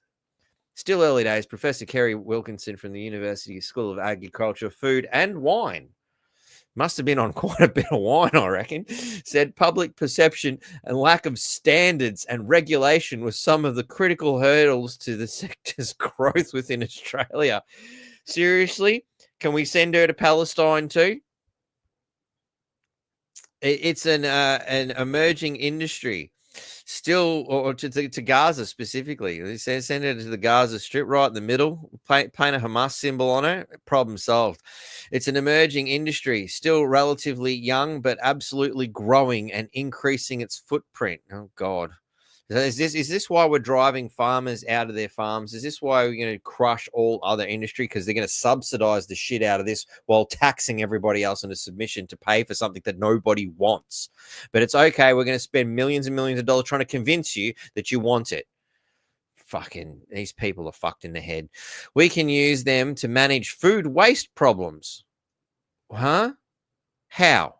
But the insects themselves also represent a really high value and nutritious protein source. So I'm picturing something to the effect of Soylent Green here, because when you die from eating this shit, they're just going to feed you to the bugs, and then they're going to feed the bugs to the next generation. Is this their solution to the Soylent Green problem? Like, it was a bit too obvious when it was done in the 70s movie. This is far more creative way to do it. You want to eat some maggots, ladies and gentlemen? Hey, what happened to Uncle Bob? Like, come on.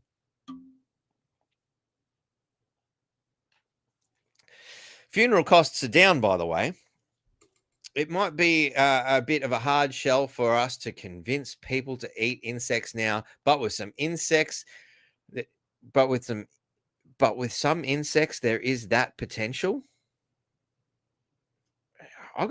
It might be a bit of a hard sell for us to convince people to eat insects now, yeah.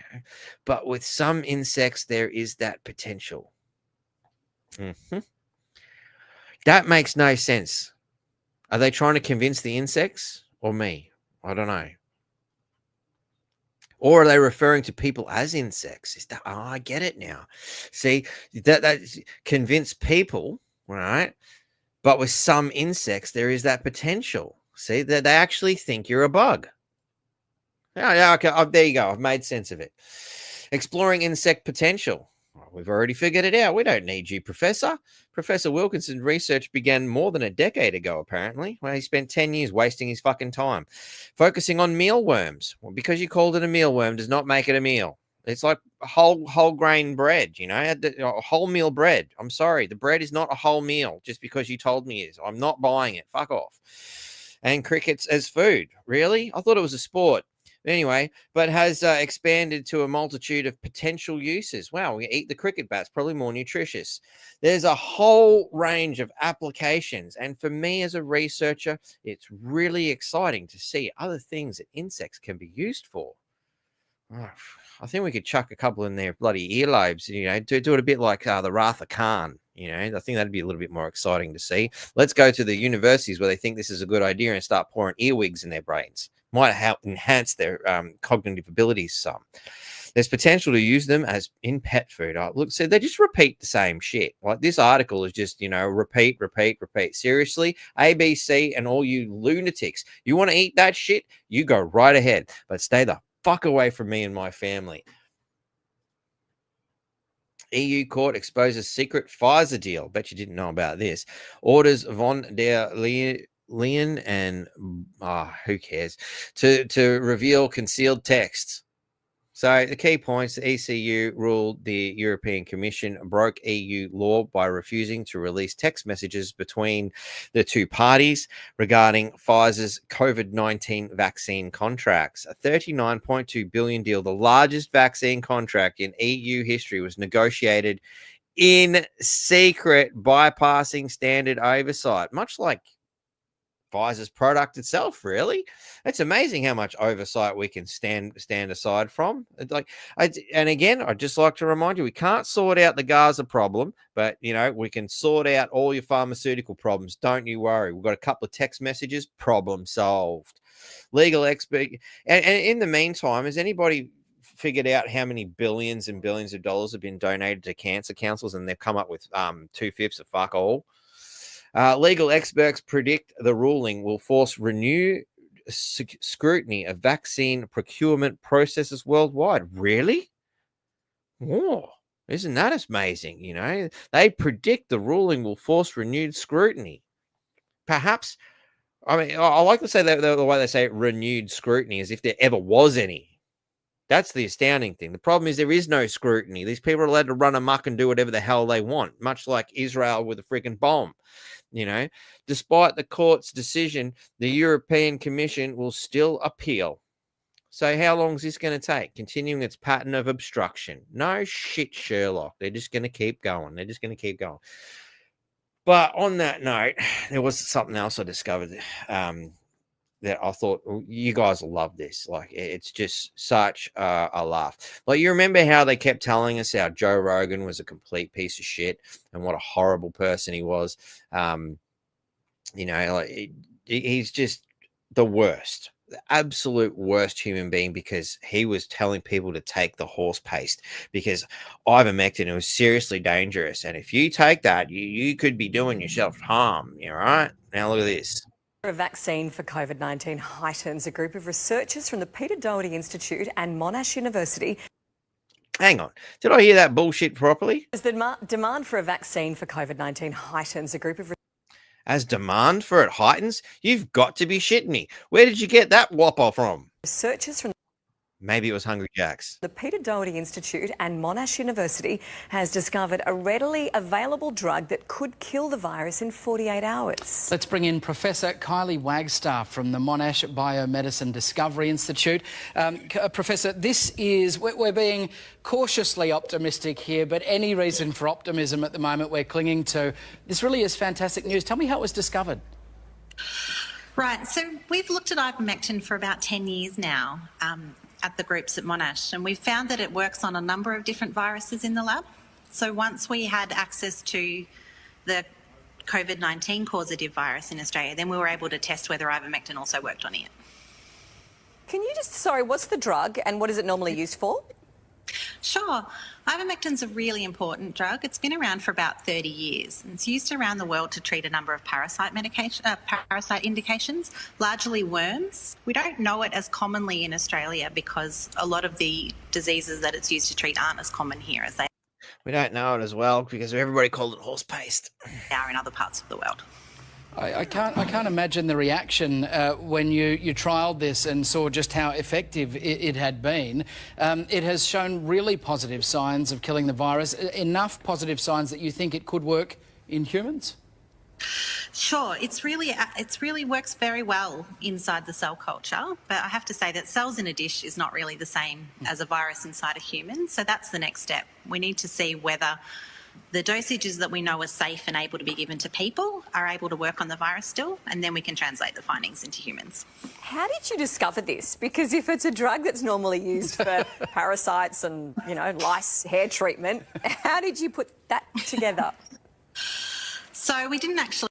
Well, I reckon they were eating the lice to see if bugs, lice was a viable form of food.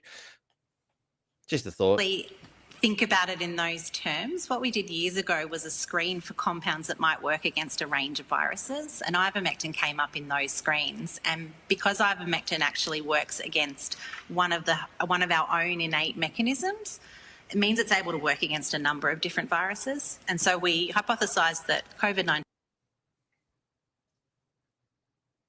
Well, for some reason that just stopped dead center. But anyway, you get the point. Now they want to tell us this. I'm not sure if there's an old video from back in the day that we weren't supposed to remember, or if that's actually a recent article. I didn't get the chance to check the date on that one, but I looked at it, I thought, oh my God. Whether it's from then or now, either way, it's still amusing. And I did check while people were saying it's 1975. 1975, ivermectin's been around for. So there you go. It's it just never ceases to amaze, eh? Never ceases to amaze. And yeah, here it is. Share screen. History of ivermectin. Ivermectin was discovered in 1975. It was a powerful anti-parasitic drug that has the potential to be used to cure diseases caused by parasites, among other uses. Very vague. So, some have even considered that it was, good for cancer. That's been, said. I don't know if it's true, but hey, it's truth. I'd rather take that than a shitload of radiation. Both of whom, discovered by William Campbell and Satoshi Omura, both of whom won the Nobel Prize for Physiology of Medicine in 2015 due to the hugely beneficial impact of the drug they found was having on the world.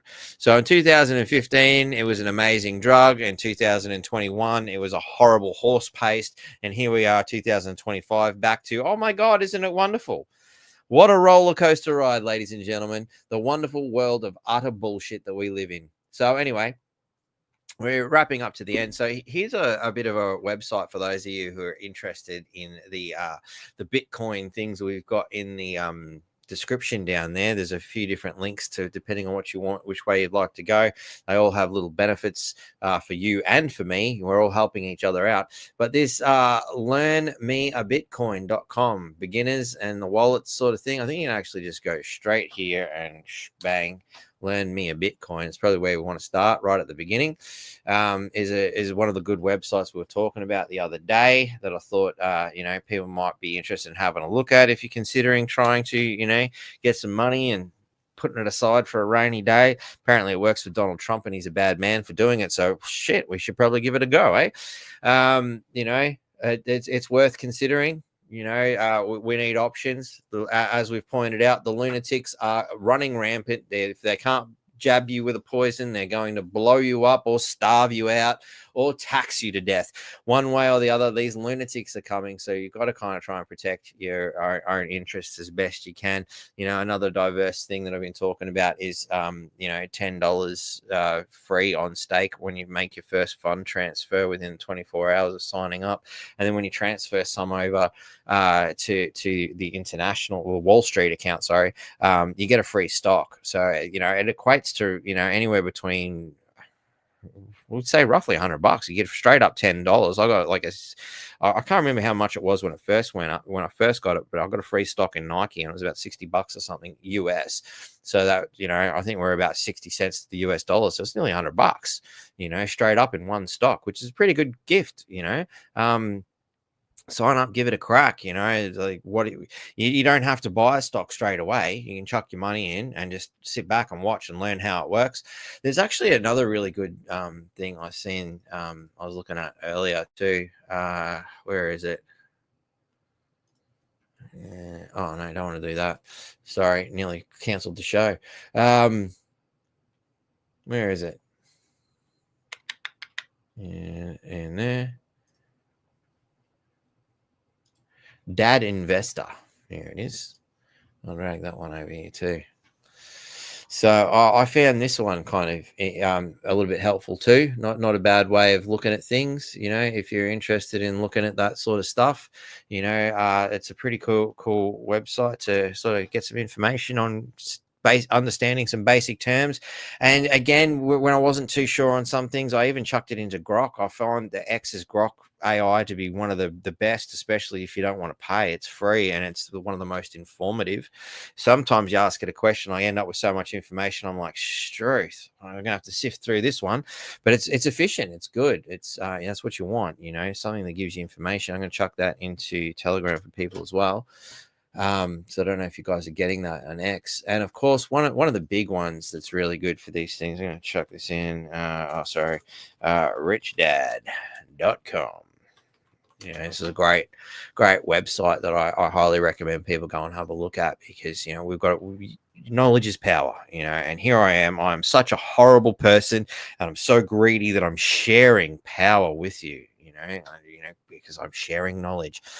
Escape the rat race. You know, you can play the game right now. Very simple. You just chuck your name and email address and sign up and whatnot. Then you can log in and all that sort of stuff. It's very simple, straightforward stuff. It's a great game to play too, actually, and you can buy it as a physical game. You know, so I read the book. Pretty good book. It certainly opened my eyes. You know, he's obviously got his store, but yeah, you can see you can buy the actual cash flow game straight up. It's pretty cool. Very educational. Very, you know, it's one of those things that I found fascinating when reading that book, was how he was saying that they just don't teach, you know, anything of worth really at school. School's a waste of time, you know, because all they're doing is training you to be a soldier or another office worker mostly these days. They don't teach you much about how to be anything else, you know. Just be a mindless drone, do as you're told, get a shit job and pay taxes for the rest of your life, you know. And one of the challenges Robert had was trying to get what he'd learned and what he wanted to do into a curriculum to actually help people learn how to work with their money. You know, as he says, you know, there'll always be poor people because they have poor thinking, you know, and the problem with that is it leads to poor people with poor thinking going, I need government look after me, socialism, please fuck me harder. You know, this is a wonderful tool, so simple that even my kids could wrap their head around how to play this game, you know, and it's very beneficial and a great thing to play with, you know, teenagers. I'm not talking about, you know, primary school kids. Well, I haven't tried that yet. We'll give it a go as the littlest ones get older. But, you know, the teenagers certainly wrapped their heads around it. I found it very interesting. And once I got these recent apps, I actually went back and had to play this game just to sort of re-immerse myself in how to think like that. So, yeah, just throwing those ideas out there to share the wealth, basically. You know, I mean, I don't give a shit if you use the stuff I'm, you know, pushing or not. Like, you know, I'm trying to present stuff that I use that I find beneficial, and I hope it helps people out there as well. So, you know, oh, he's just selling something, you know. I was like, no, I'm not. I am, but I'm not. You know, I'm not. I mention it because, look, I do get something out of this if you sign up. You know, but I hope that you'll get something out of it too. This is stuff that I use. I honestly swear to God, I use this shit myself, you know. So the links are in the description.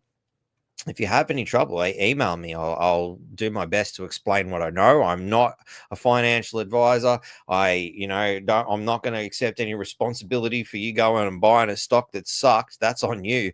But, you know, I could explain basically what I've done and how I've done it and share information like you would a friend at the pub, you know, like, hey, man, I found this cool shit. Check it out. You know, that's all I'm trying to achieve here, ladies and gentlemen.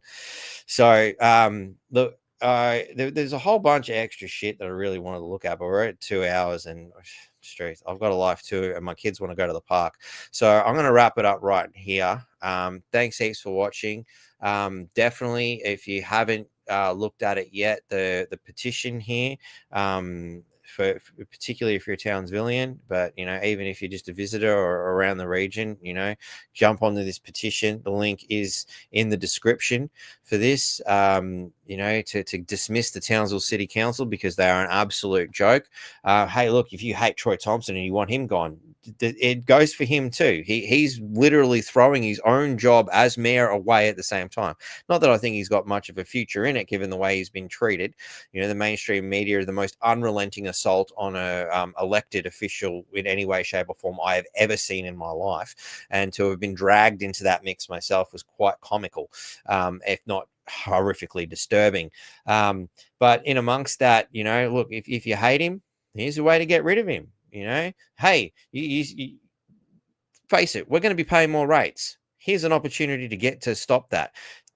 Make it loud and clear, because it'll send a message to anybody else who's going to run next time that we've done it to one, we can do it to you.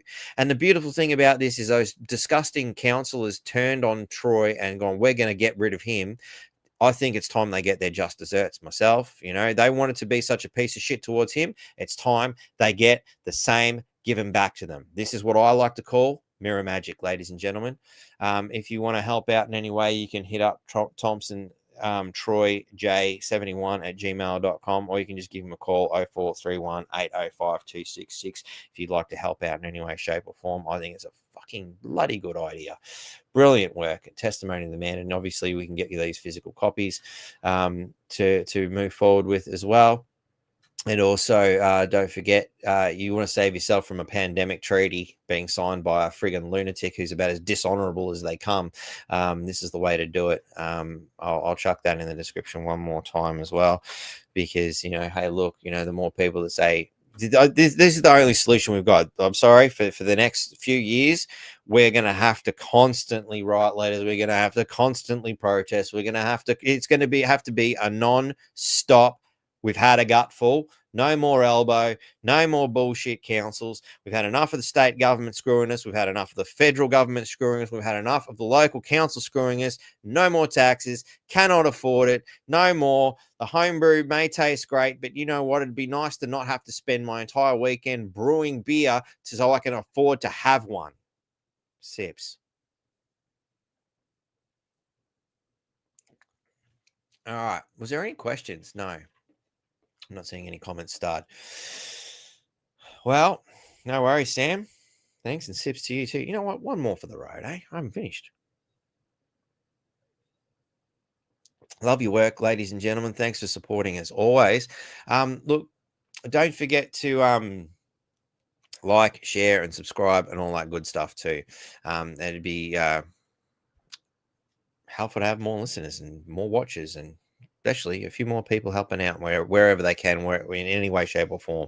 You know, whether it's the wonderful people on Patreon, or, you know, awesome people like Vincent and Mary, who popped around and dropped us off a couple of bottles of vodka because, oh, hey, I've got them, I don't drink them. You know, it's for a good cause.